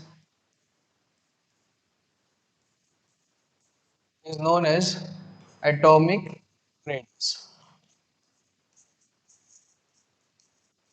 So they can ask about beta atomic radius, they can ask about the atomic size, they can ask about the volume also. Because if we consider atom as spherical, then volume of sphere is 4 by 3 pi r cube. So comparison here, comparison we have to do ki radius, size or volume. Now can you tell me one thing? Beta, are we able to find the exact position of electron? Okay, think about it.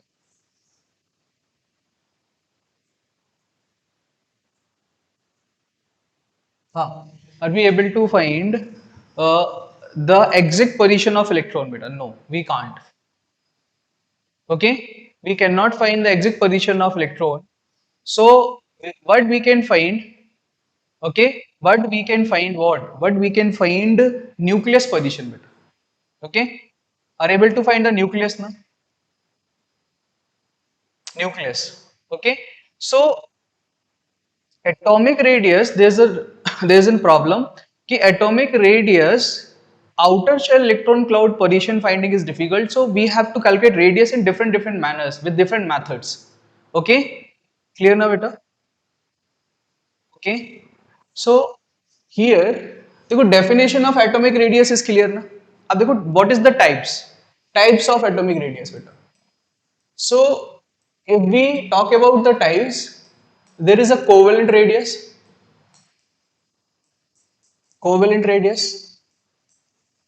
Second is metallic, metallic or crystal radius.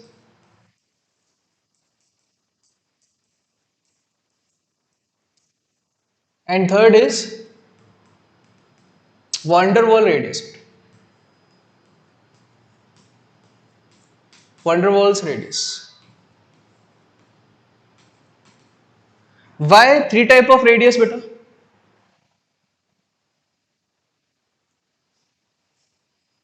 Why three type of radius? Because we are calculating the radius even for the same atom, by different methods. Okay, by different methods. Okay na? So देखो what is covalent radius? First, covalent radius.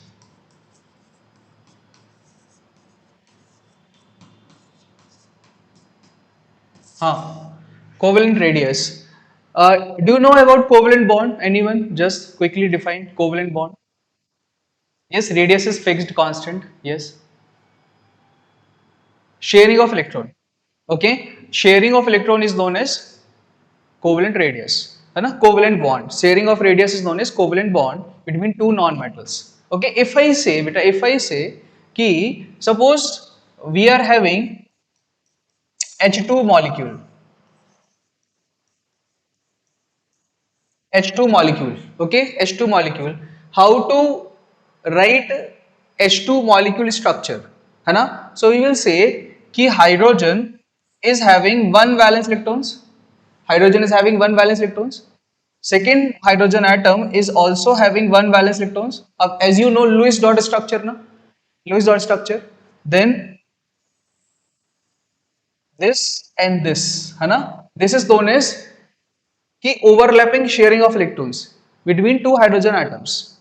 Okay, can it write like in this way कि hydrogen and hydrogen is having है ना a single bond in between. Okay, so Suppose this is the nucleus, this is the nucleus, or we can take the distance of nucleus beta. है ना? This distance is suppose d, which is known as bond length or bond distance. Okay. So what I am saying कि whenever a covalent bond is present between two atoms, है ना? अब what is covalent radius beta? What is covalent radius? So it is defined as, listen carefully, कि if I take the half of it, then this part only beta, this part is known as R covalent. अब I am defining, listen carefully, half of half of internuclear distance between two atoms which are bonded by a single covalent bond. I am repeating beta, half of half of internuclear distance half of internuclear distance between two atoms which are bonded by a single covalent bond is known as covalent radius is known as radius. Okay, Himanshu, you are not asking a correct question. What I am trying to explain, just listen now, then you will get the idea. Okay, please. Again I am repeating beta. First, this distance in angstrom, correct. This distance generally in very small, so in angstrom, nanometer, okay, picometer, this distance is very small. Okay, so what I am telling you, just again repeating, ki this is a bond, or we can find the nucleus distance. So internuclear distance half. The half of the internuclear distance between two atoms which are bonded by a single covalent bond is known as covalent radius. Half of the bond length, correct. So if R covalent we want to write, what we will write beta, R covalent equals to T H divided by DHH divided by 2, correct? DHH divided by 2. Okay. So if you want to write it down. I am again telling the definition. Definition of covalent radius is better. Half of half of internuclear distance, half of internuclear distance between two atoms which are bonded by a single covalent bond, which are bonded by a single covalent bond. Okay. So sometimes it is also known as beta SBCR, single bond covalent radius. SBCR, single bond covalent radius. Okay, I'm repeating. Half of half of internuclear distance, half of internuclear distance between two atoms, which are bonded by a single covalent bond. Single covalent bond. Yes, ionization energy is a periodic property. We'll learn after this. Okay. Chalo, next. Second is beta metallic radius. Okay.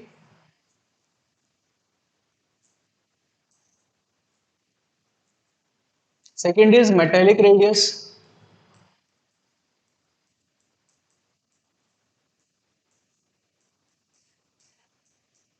or it is also known as crystal radius.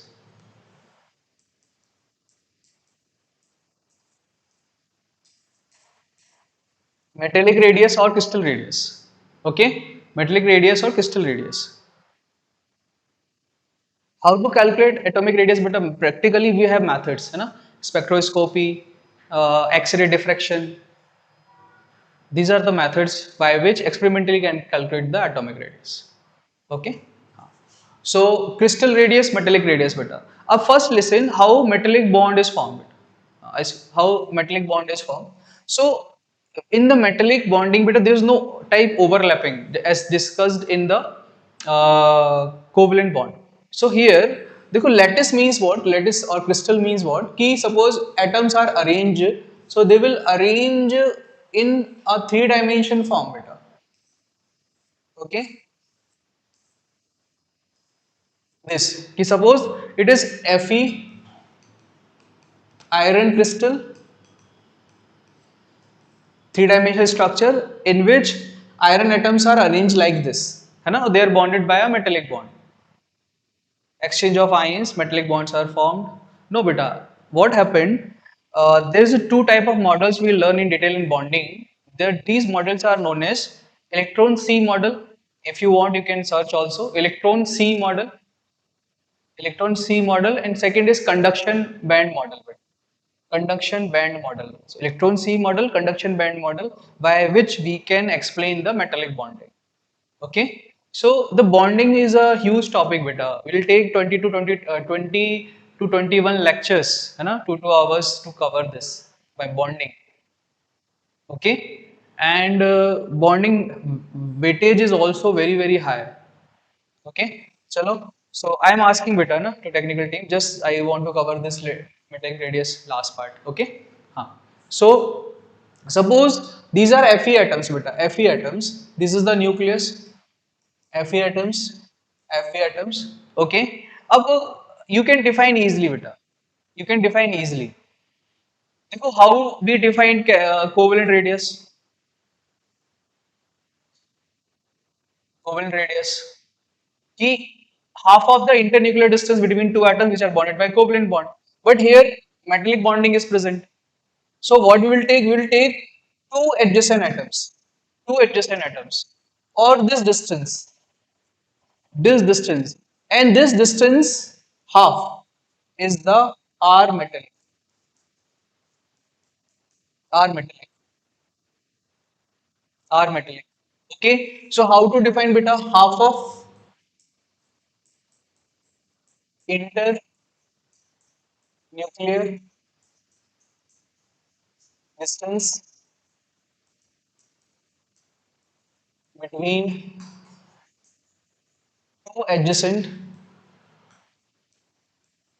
two adjacent atoms which are bonded by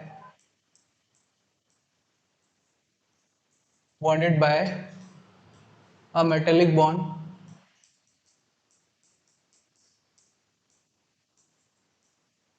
in crystal lattice.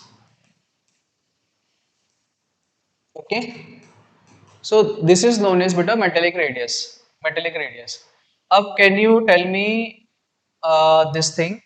Ki suppose I am able to calculate metallic radius for same atom and covalent radius also. It is possible. What is crystal lattice? Crystal lattice is a three-dimension form of, and we arrange the atoms. Like suppose uh, maybe you saw कि fruit seller is arranged all the three fruits in three-dimension manner like a pyramid. So we can say it is a lattice of fruits.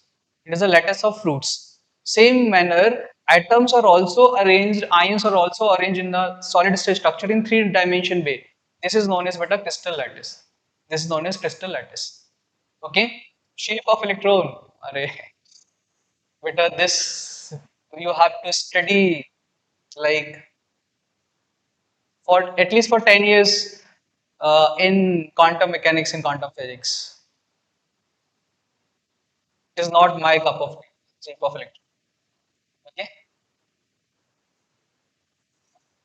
So my question is, my question is, कि बेटा suppose we have sodium covalent radius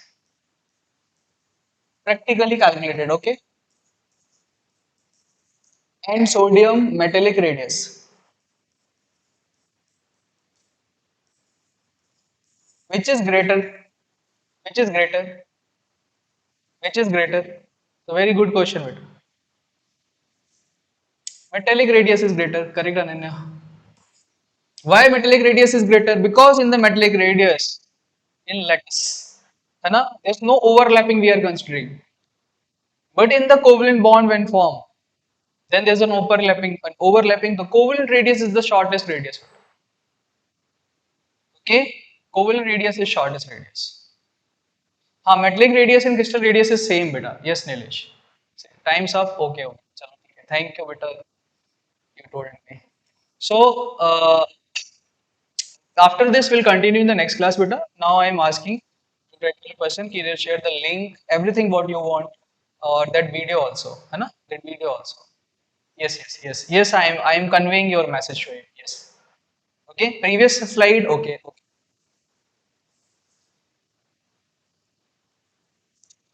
Thank you, everyone, Beta. Okay. Or best of luck for your exam. Bye, bye, Suman. Okay. Best of luck for your exam. Thank you. Okay, so yesterday we started a chapter of botany that is nothing but cell, the unit of life, and we learnt up to the ultrastructure of a prokaryotic cell, right? We learnt about the basic structure of a prokaryotic cell, right? So now we will be actually moving to the next part. So today we will be studying about both the prokaryotic cell and the eukaryotic cell. We learned in yesterday's class that the prokaryotic cell is usually having different examples. What are the examples of prokaryotic cell? Yes, Zavia Sabine, what is your need, Nana?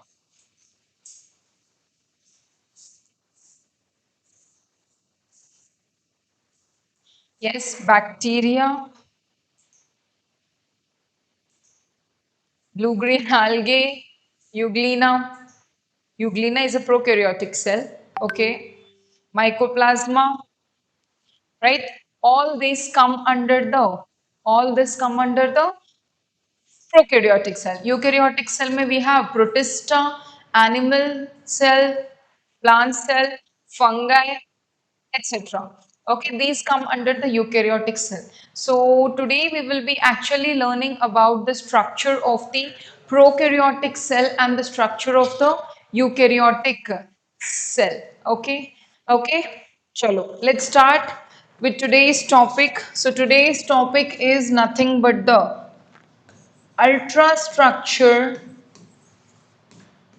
ultrastructure of bacteria of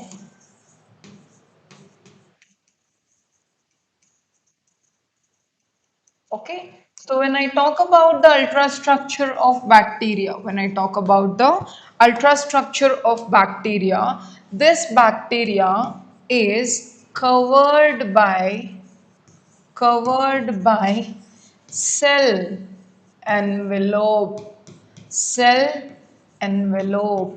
There is a cell envelope. Okay, this cell envelope is having three layers. It is having three layers. Okay, what are these three layers? The first layer is nothing but glycocalyx. The first layer is nothing but glycocalyx. The second layer is nothing but cell wall, and the third layer is nothing but cell membrane. Okay, cell membrane. So what did I tell? That a bacteria is covered by a cell envelope. Cell envelope is having three layers. Okay, what are the three layers? Glycocalyx, cell wall, and cell membrane. Okay, glycocalyx is made of, as the name itself is telling, it is made up of glycoproteins. It is made up of glycoproteins. Understood? Okay, and glycocalyx, first point will be telling you what it is made up of, okay, and second point will be telling you what is its function. Okay, it is glycocalyx is made up of glycoproteins, and its function is it protects from, it protects whom? It protects the bacteria from desiccation. Desiccation means degradation. Desiccation means degradation. Okay, so it protects the bacteria from desiccation, It protects the bacteria from phagocytes, okay, and it also protects the bacteria from toxic chemicals. It also protects the bacteria from toxic chemicals. Got it? Okay, and it is having another function also. It provides it provides attachment attachment virulence means disease causing capability, virulence, and it also provides immunogenicity. It also provides immunogenicity. What is immunogenicity? Immunogenicity is nothing but the ability of the bacteria to fight against the disease causing microorganism is what is called as immunogenicity. So the ultrastructure of bacteria made the first layer is nothing but glycocalyx. It is nothing but glycocalyx. Okay, glycocalyx is made up of glycoproteins. It is protecting from desiccation, phagocytes, and toxic chemicals. The bacteria is protected from, okay, desiccation, that is degradation, phagocytes, and toxic chemicals. And it is providing attachment. Glycocalyx helps in the attachment of bacteria to a host. Phagocytes means I already told the cells which show phagocytosis are called as phagocytes. For example, if a bacteria has entered into our body, okay, our immune system will get activated, due to which the WBC will be producing neutrophils. Very good. Neutrophils, okay. So when neutrophils and monocytes are produced, okay, this bacteria will have a defense mechanism. Our body has a defense mechanism, that is also microorganism. So it will also have a defense mechanism. So the glycocalyx which is present, it is protecting it from those phagocytes. Is it clear? Okay, so it is protecting it from degradation, phagocytes, and toxic chemicals. Like for example, a bacteria tries to enter into your body. When a bacteria tries to enter into your body, suppose first in the mouth we have saliva. Saliva is having a pH of 7.8. It is having a pH of 7.8, which is showing antibacterial property. So when we are chewing the food, we are mixing the food with the saliva. Okay, so when we are mixing the food with the saliva shows antibacterial property, which is trying to kill the bacteria. Somehow the bacteria managed to escape from the saliva.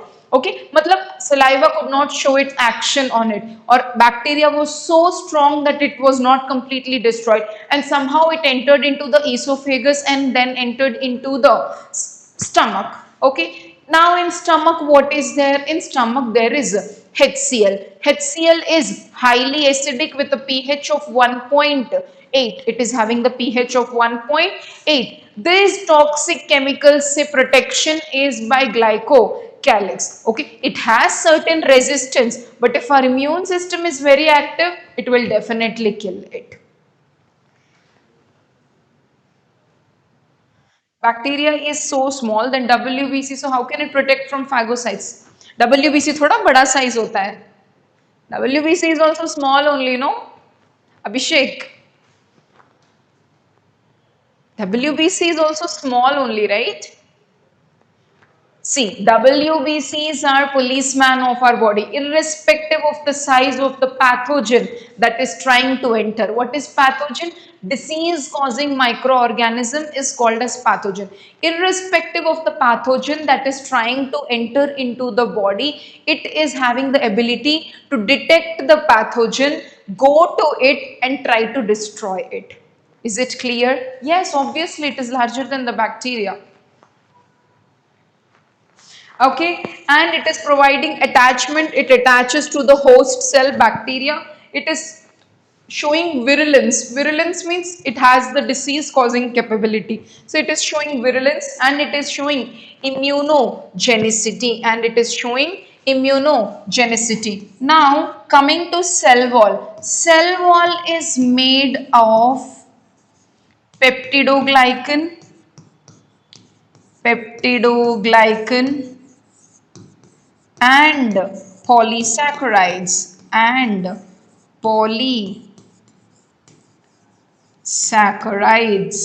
Okay, so cell wall is made up of peptidoglycan and polysaccharides. What is it doing? It provides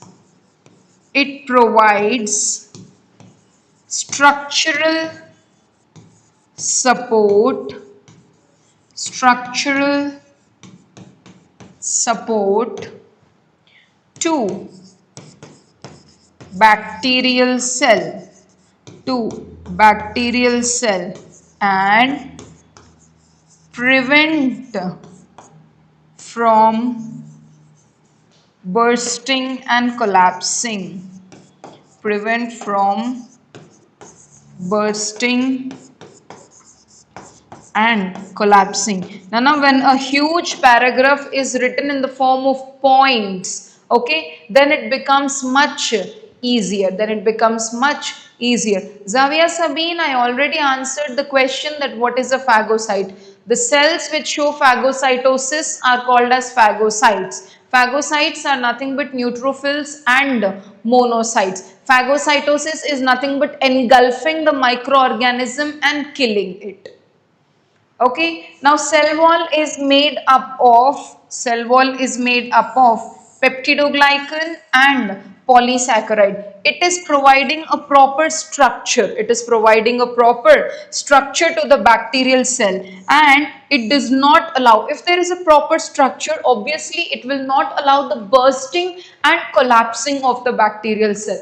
That is what is the function of the cell wall. Moving on to the third layer of this cell envelope, that is nothing but cell membrane. Cell membrane is made of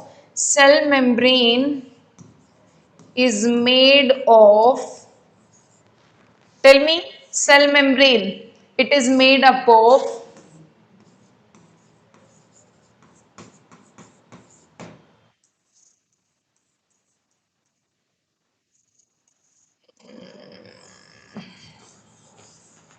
where I will manage space actually.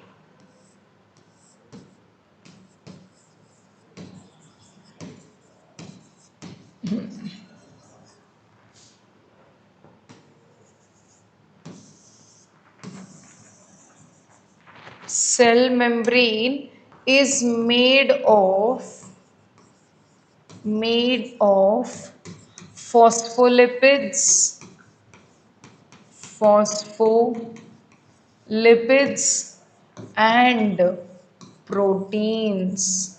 and proteins. Obviously, second point, we are supposed to write its function.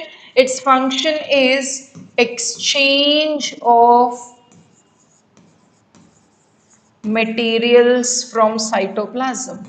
Exchange of materials from cytoplasm. Point to be remembered that cell membrane is semi-permeable. It is semi-permeable, okay, which is allowing the movement of certain substances into the cytoplasm or out from the cytoplasm. Okay, cell membrane is made up of phospholipids and proteins. It is a semi-permeable membrane which helps in the exchange of materials from the cytoplasm. It helps in exchange of any substances from the cytoplasm. This was about the cell envelope. Is it clear? Yes. Now we move to the internal part. Acha, before we move to the internal part, the outer layer, the outer cell layer, it is having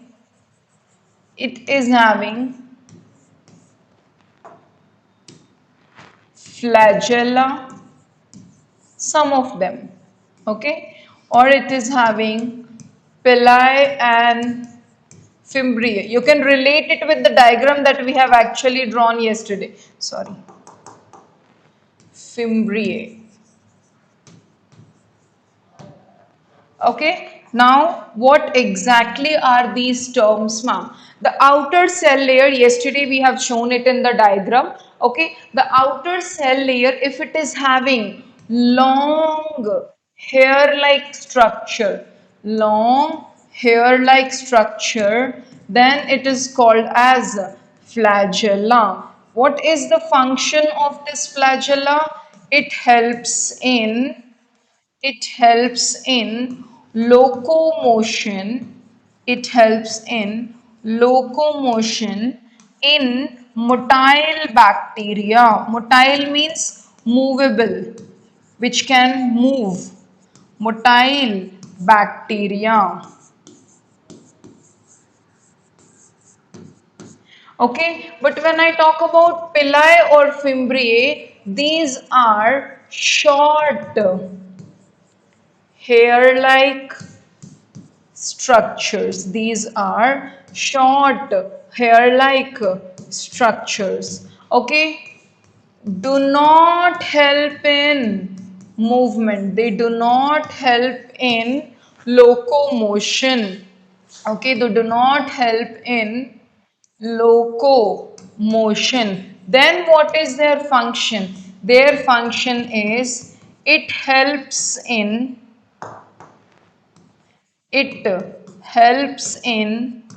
conjugation.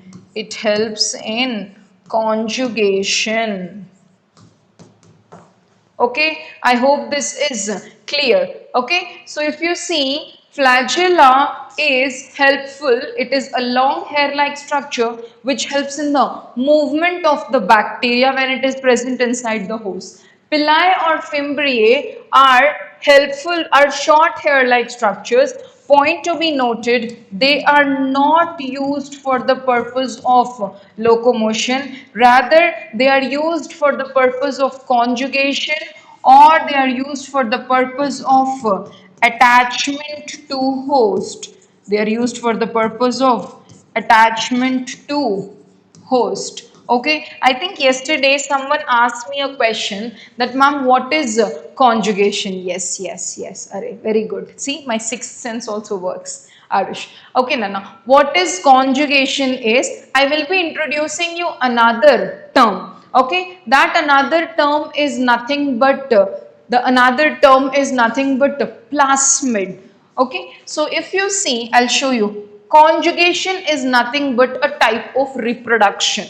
It is nothing but a type of reproduction. Okay, so what exactly happens is, if this is one bacteria, this is having a genetic material. Okay, other than this genetic material, it also has this thing. This is what is called as plasmid. It is what is called as plasmid. Okay, the bacteria which is having plasmid is called as F plus cell. It is called as F plus cell. Now there is this another bacteria which is having the chromosomal genetic material, that is DNA, but it does not have any plasmid. Okay, so it is called as F minus cell. So it is called as F minus cell. Understood? Okay. Now for showing reproduction. Okay. For showing reproduction. What is reproduction? Usually sharing of genetic material is what is called as reproduction. So what happens is, F plus cell is there, no? This F plus cell will produce a pili. It will produce a pili. Okay. This is called as sex pilus. It is called as sex pilus. Okay, it is called as sex pilus. Now, if you see this chromosomal material, that is the plasmid, will replicate. First, it will replicate in this cell, and then it will be moving through this 6' It will be moving through this 6' and it will be shared with the F minus cell. This process is what is called as conjugation. Sharing of plasmid through the pilus is what is called as conjugation, due to which there is reproduction or multiplication of the genetic material. Is it clear? Is F1, F0 cell same as the F plus, F minus? Usually we say it as F plus and F minus cell only. Okay, we don't use the terms F1 and F0 cells. Understood? Okay, how does the bacterial cell wall help the bacteria to survive in hypotonic solutions? I will answer that as well. Okay, first we have to complete its structure. No, we should know its structure to answer the remaining questions. Oh, flagella, long hair-like structure used for locomotion. Pili and fimbriae, small hair-like structure which is actually helpful for conjugation and attachment to the host. Point to be noted, it does not help in the process of locomotion. Maria Tahseen, I just now answered the question, what is conjugation? Conjugation is nothing but a type of reproduction. What type of reproduction is this? If a bacterial cell has extra chromosomal genetic material other than DNA. Nana, this one was DNA. If other than DNA it is having another circular genetic material, then it is called a F plus cell. Okay, there are certain bacteria which do not have this plasmid, that is called as an F minus cell. Okay, so this 6' will be produced by the F plus cell, which is a cytoplasmic extension. Okay, this will be producing a 6' matlab a bridge kind of structure and help in attachment to the F minus cell.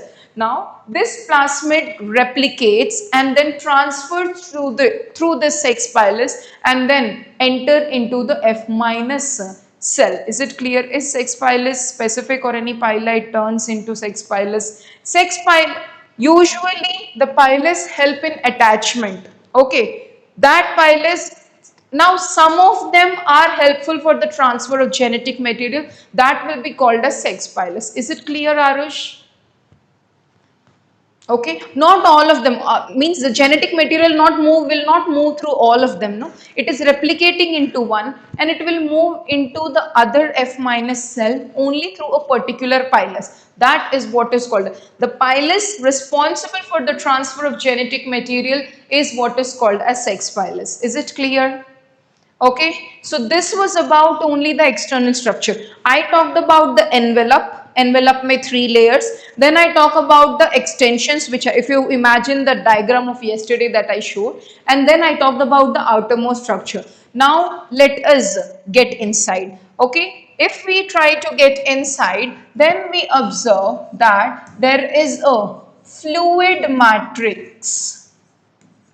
Fluid matrix with cell organelles. There is a fluid matrix with cell organelles. This fluid matrix is what is called as cytosol. What is it called as? It is called as cytosol or cytoplasm. It is called as cytosol or cytoplasm. Now, what does this cytosol have? This cytosol is having, for the first one is ribosomes. Okay, it is having ribosomes.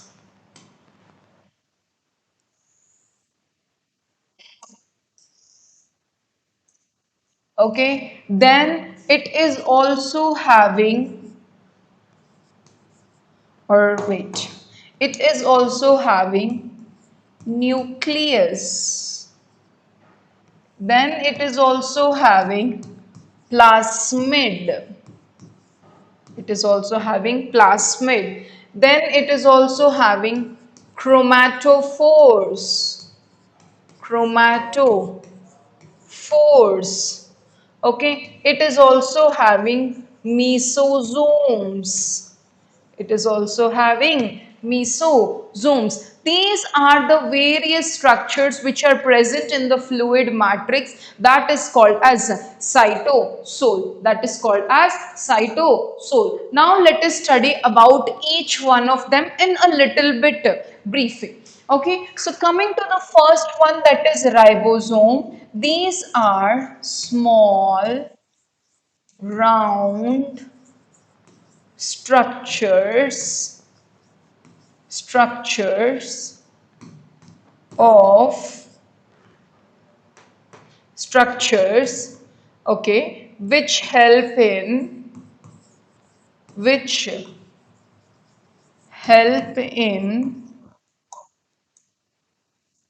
protein synthesis, which help in protein synthesis. Okay, so remember that ribosomes are small round structures which are present in the cytoplasm, which have a major function, which is nothing but protein synthesis, which is nothing but protein synthesis. Okay, now the second point says these ribosomes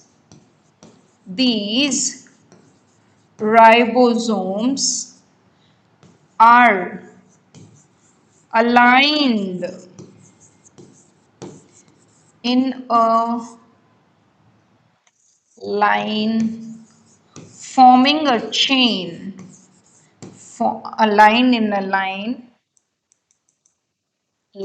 attached to mRNA, attached to mRNA and form a chain called, this chain is called as polyribosome or polysome. Polyribosome or polysome.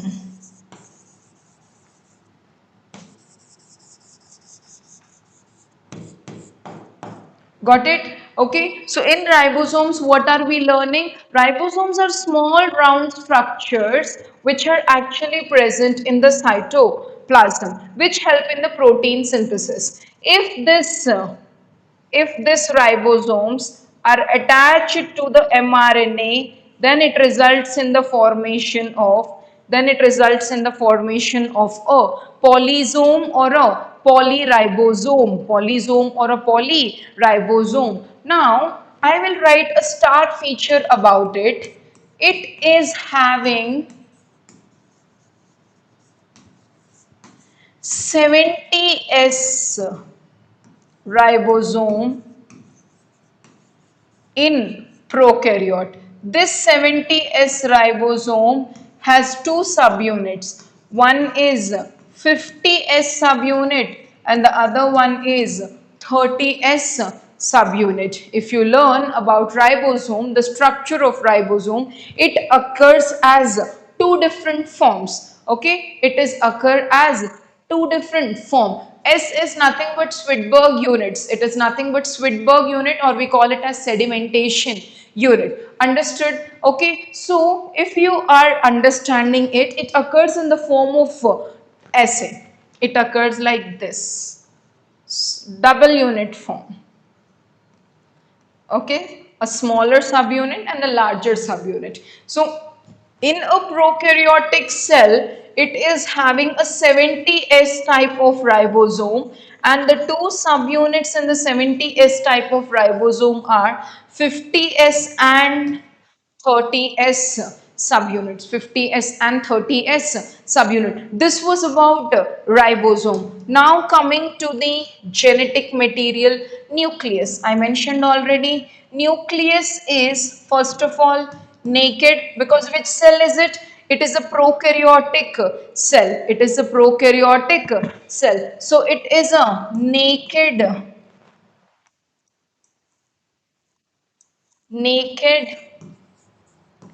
genetic material. What does it mean by naked genetic material? No nuclear envelope. no nuclear envelope is there. Okay, the second point says that this genetic material is single stranded circular single stranded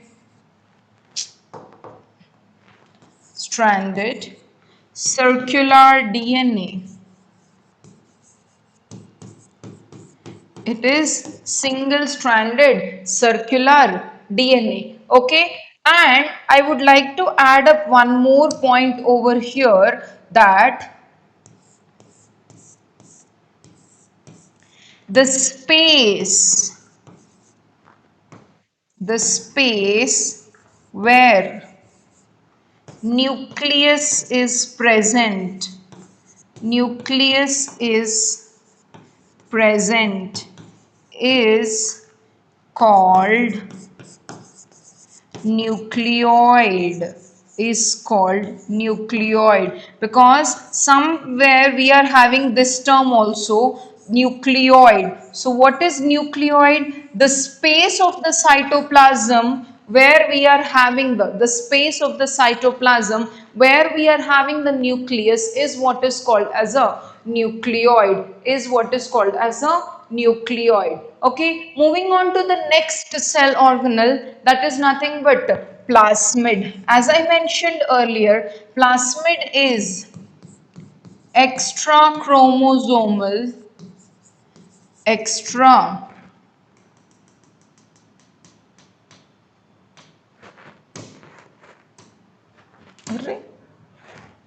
plasmid is extra chromosomal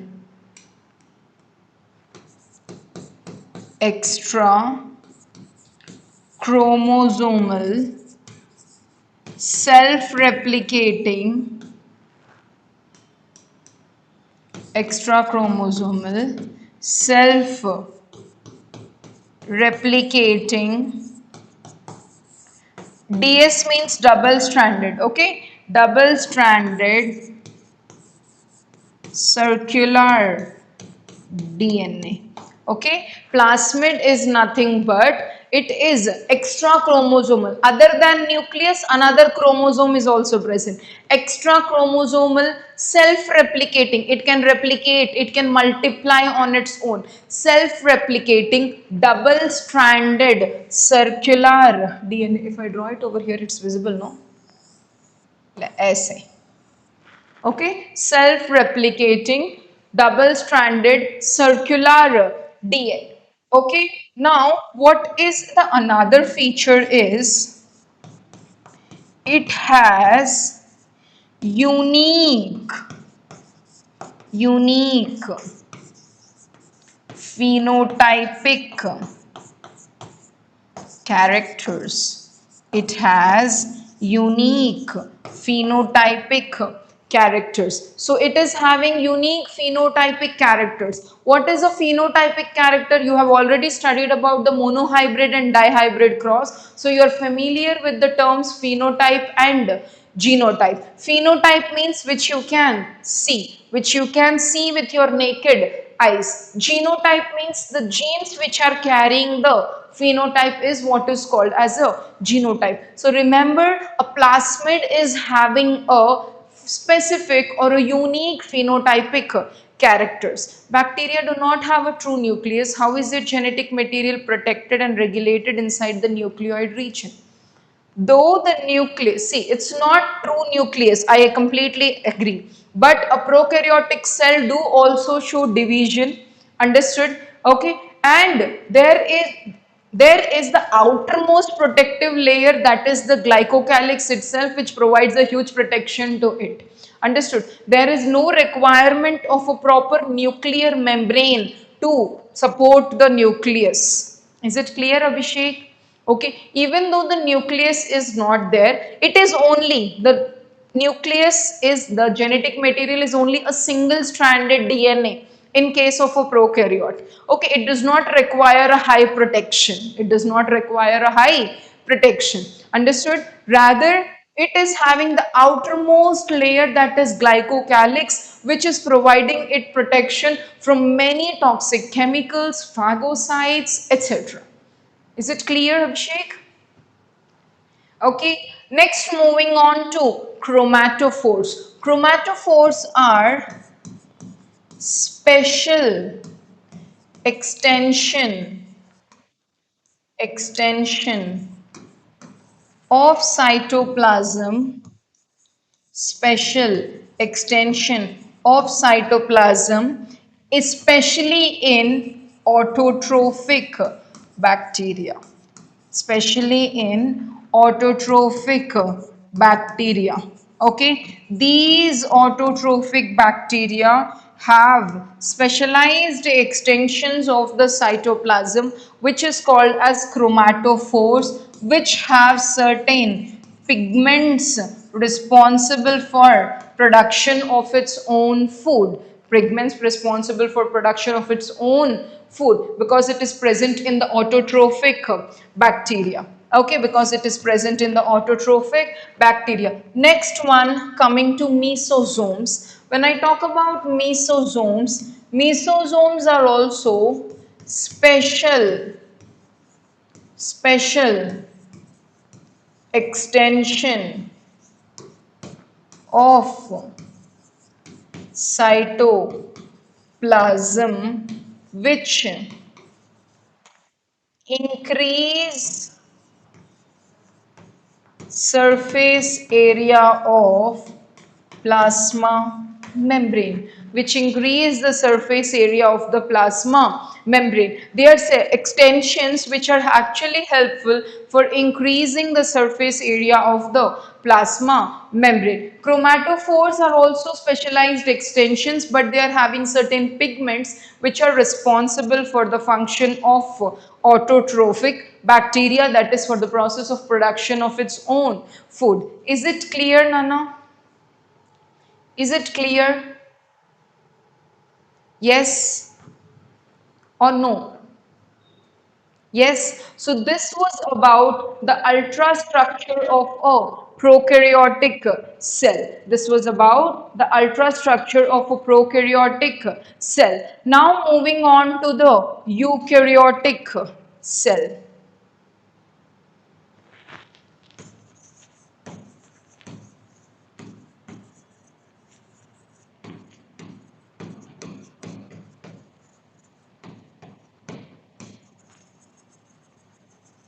So when I talk about a eukaryotic cell, what is a eukaryotic cell?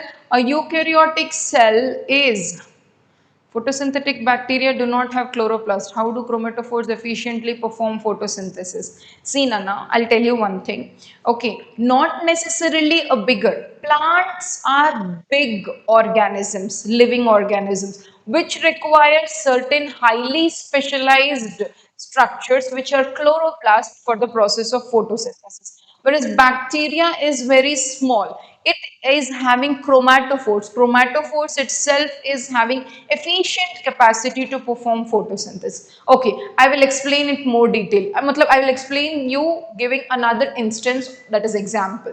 Okay, now when we are talking about the, suppose say a respiratory system. Okay, let us talk about a respiratory system. Earthworm is a very small organism, right? Comparatively to a human being. I'm comparing earthworm and human being.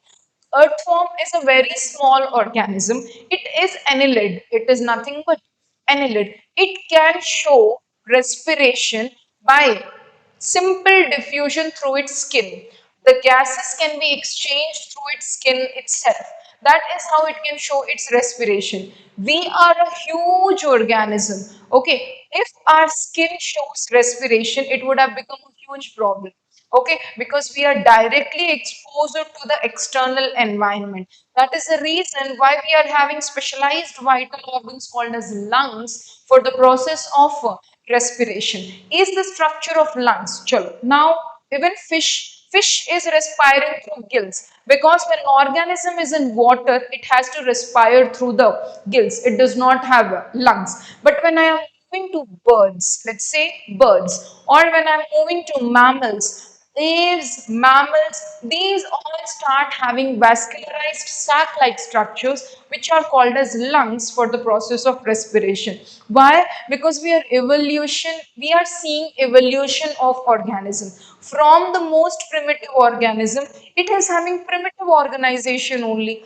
Big organism will have a complex organization. We have a very complex digestive system. It is how it is adapted actually. Chromatophores are enough. It does not require a big cell organelle like chloroplast. Chloroplast is membrane bound or non-membrane bound? Abhishek, chloroplast, membrane bound, right? Chloroplast is a membrane bound cell organelle. But what do we learn in prokaryotes? Prokaryotes do not have nuclear membrane and they are not even having the membrane bound cell organelles. How can we expect chloroplast to be in the bacteria? Okay, smaller organisms, small level of organization, smaller or primitive stages of whatever process, metabolic process is required is enough. Larger organisms will have a complex structure. Is it clear, Abhishek? I hope I'm clear to you. It is an adaptation. Yes or no? Okay. Now moving on to eukaryotic cell. So what do we learn in eukaryotic cell? That a eukaryotic cell is usually having a nuclear bound membrane, that is nuclear membrane bound nucleus is there, right? And it is also having certain cell membrane or the membrane bound cell organelles are also there. It is having membrane bound cell organelles and a well defined nucleus with nuclear envelope is also present in an eukaryotic cell. The examples we gave it as protista, fungi, plant cell, and animal cell. Animal cell, right? These are the different examples of eukaryotic cells. These are different examples of eukaryotic cells. Understood? Now, let us see the structure of plant cell and animal cell. Coming to the first one, that is plant cell. Okay, how does plant cell look like?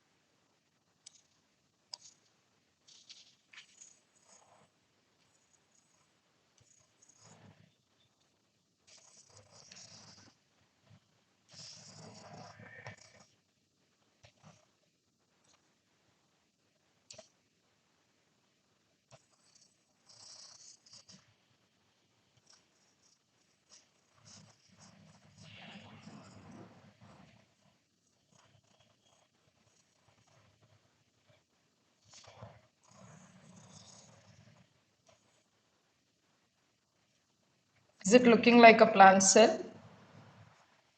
I hope it is.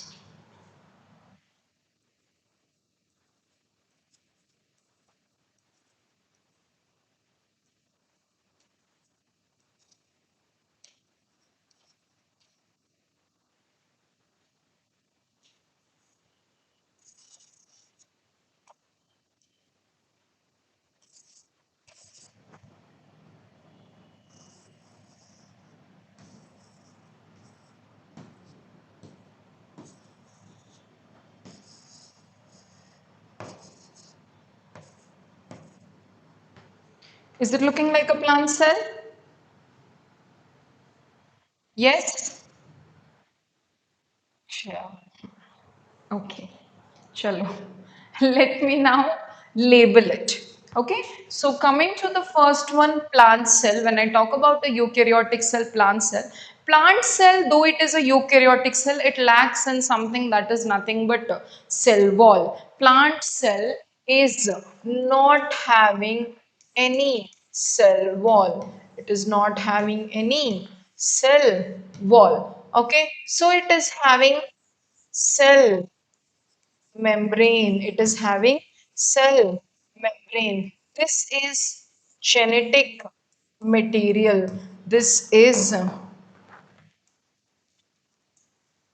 genetic material. The genetic material is nothing but DNA.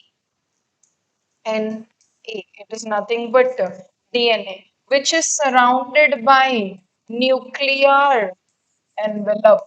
Because it is a eukaryotic cell, it is surrounded by nuclear envelope. And other than this, it is having endoplasmic reticulum. It is having endoplasmic reticulum.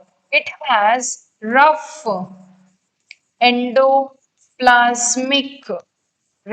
endoplasmic reticulum,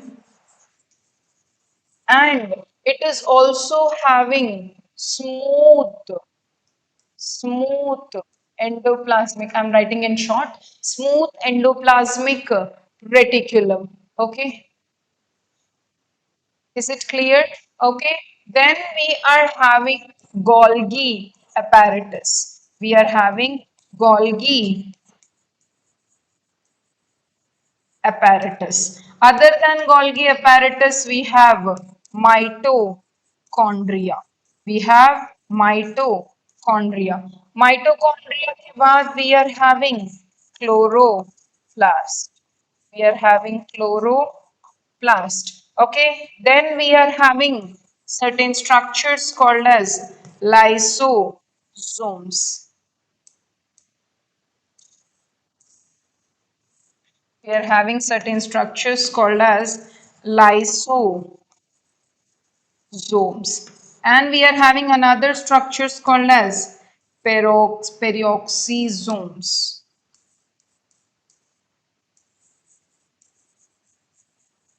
Okay, then we have certain ribosomes as well. Okay, and we have a large vacuole. We have large vacuole. Okay, so this is what is called as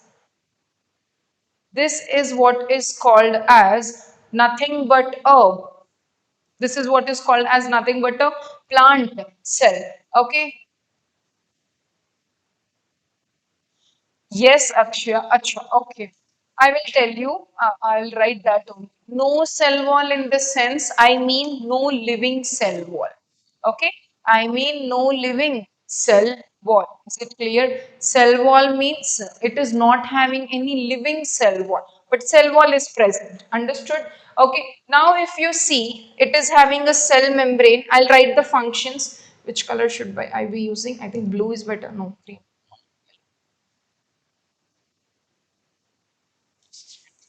Okay, so let me write the functions of it.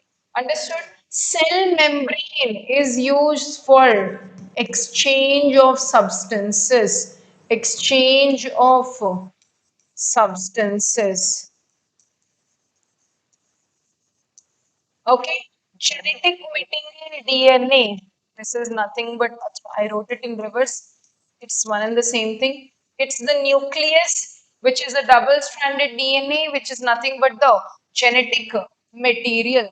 Nuclear envelope is present because it is a prokaryotic cell. Rough endoplasmic reticulum helps in the production of proteins, protein synthesis. Okay, Golgi, acha, smooth endoplasmic helps in the production of lipid synthesis. Lipid synthesis. Okay, Golgi apparatus helps in the production of protein and lipid synthesis, protein and lipid synthesis. Ribosomes are helpful for the production of protein synthesis. It is helpful for the production of protein synthesis. Mitochondria is energy giving cell organelle. It is energy giving cell organelle, due to which it is called as the powerhouse of the cell. Powerhouse of the cell. Next, we are having chloroplast, has which has chlorophyll for photosynthesis. For photosynthesis. I'm writing it here only so that it is easier for you people to remember.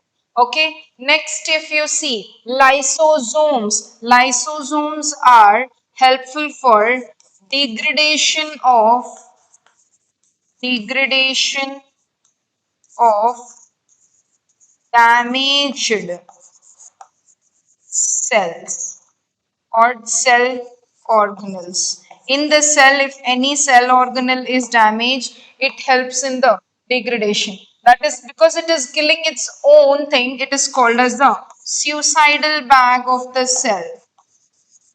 Suicidal bags of the cell. It is called as the suicidal bags of the cell. Peroxisomes help in removal of, I think it is visible to you, remove toxins. Toxic substances are removed by peroxisomes. Vacuole help in the storage of water, okay, and food. Storage of water and food. Smooth endoplasmic reticulum helps in nothing but Smooth endoplasmic reticulum helps in nothing but lipid synthesis. Is it clear?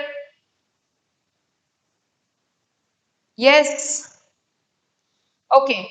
Plasmodesmata. Okay, I will write this over here. Okay, shall I? Plasmodesmata. Okay, it is nothing but cytoplasmic extension, cytoplasmic extension for communication. For communication. Okay, it is nothing but a cytoplasmic extension for the process of communication. I hope this is clear. I hope this is clear. Yes, we don't have time left, so we will be doing the animal cell tomorrow. Understood? We'll be learning about the structure of animal cell, and we'll also be learning about the cell organelles in tomorrow's class. Is it clear? You people want to take a screenshot? Yes. Notes is sent for you people, no? You're not writing notes from the PDFs? Okay, fine. Take. Nikhila, taken. I hope the diagram is clear. I have written only the main. Yeah, Advait, it's good if you're writing from the PDF. Okay? Yeah. Okay. I think you must have been waiting for facts since many days. But I have only one fact today. I think somebody has been asking me about ants. Ants.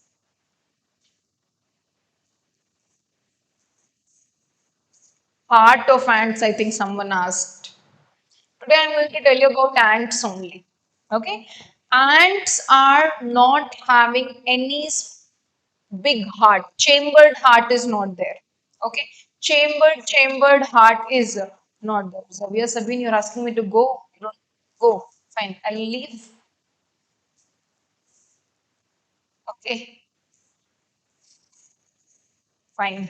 Okay. So listen, when we are talking about the structure, or when we are asking about when we are talking about the structure of heart, in case of ants, the structure of heart is not chambered. Rather, it is like a tube which is present at the dorsal side. The thin tube which is present in the dorsal side on the entire length of the ant is what is acting as the heart. It helps in the circulation of blood in the heart. Okay, and point to be remembered, ants do not have any lungs. Okay, ants do not have any lungs. On their surface of their body, they are having small pores through which the air will enter, and also the air will come out through the same pores. Okay, understood?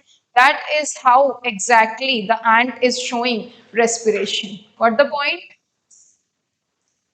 Yes. The PDF will be shared with you people. Arush, you want to share any fact? You can. Yeah. One more fact I'll tell you. Yes, it is a tracheal respiration only in ants. Okay, one more fact I'll tell you. The only body part in case of human beings which is not supplied with blood is nothing but cornea. Cornea, you know, right? It is covering the eyes. That cornea is the only part of your body which is not supplied with blood. Remaining everything, every part of your body is supported, or it is supplied with blood. Okay? Cellulose. I have small doubt in this PDF you will send now. We will write in our notes, or do not write. I did write some PDF. Sorry, Shanvi, I did not get you. Doubt about which PDF? This one?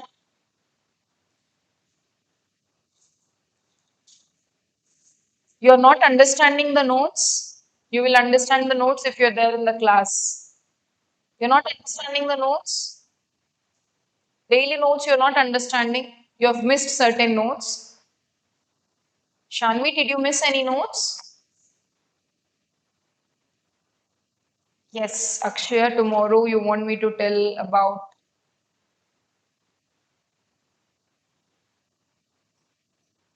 Okay. Yes, Arush, you can. You can. Obviously, you can. Abhishek, what was your doubt? Abhishek, I will be clarifying your doubt. I think your doubt was about the bacteria in hypotonic environment, no? I'll clarify your doubt tomorrow. Don't worry. Before we move to the eukaryotic cell, animal cell, we'll be clarifying. I'll be clarifying your doubt. Okay, because I need to tell about the hypotonic. I'll tell not only about hypotonic, about other environments also, which will take a little time. The immortal Arush, you have just copied it from ChatGPT or what? Huh? If you tell fact, no, it should be one line short. Okay. Yes, dear, the test will start from 2 p.m. Okay. Arush, thank you for the fact. You have talked about the immortal cells, right? I mentioned this, Samudra. F naught, F1, yes, exactly. It's like same only. F1 particle means which are having plasmid, F naught which are not having the plasmid. But we usually mention it in terms of F plus and F minus. Shanvi, if you don't write notes of some topics, it will be problem for you only, not for me, right? Okay. Okay. Akshay shared a very good fact that our brain eats itself when we are not getting enough sleep. I'll be sharing the facts about the cockroach heart and also about the human brain tomorrow. Okay? Thank you, students. Samudra, that's what I'm telling. No, that F1, F naught, it's same thing. F naught, F1, F plus, F minus, it's same. Okay. Thank you, students. That's it for today's class. Have a great day. All the best for the exam. I want you people to score above 50 marks for sure. It's for 60, 15 questions, 4 marks each. Attempt only the questions which you know. Understood? Okay. Thank you, students. That's it for the day.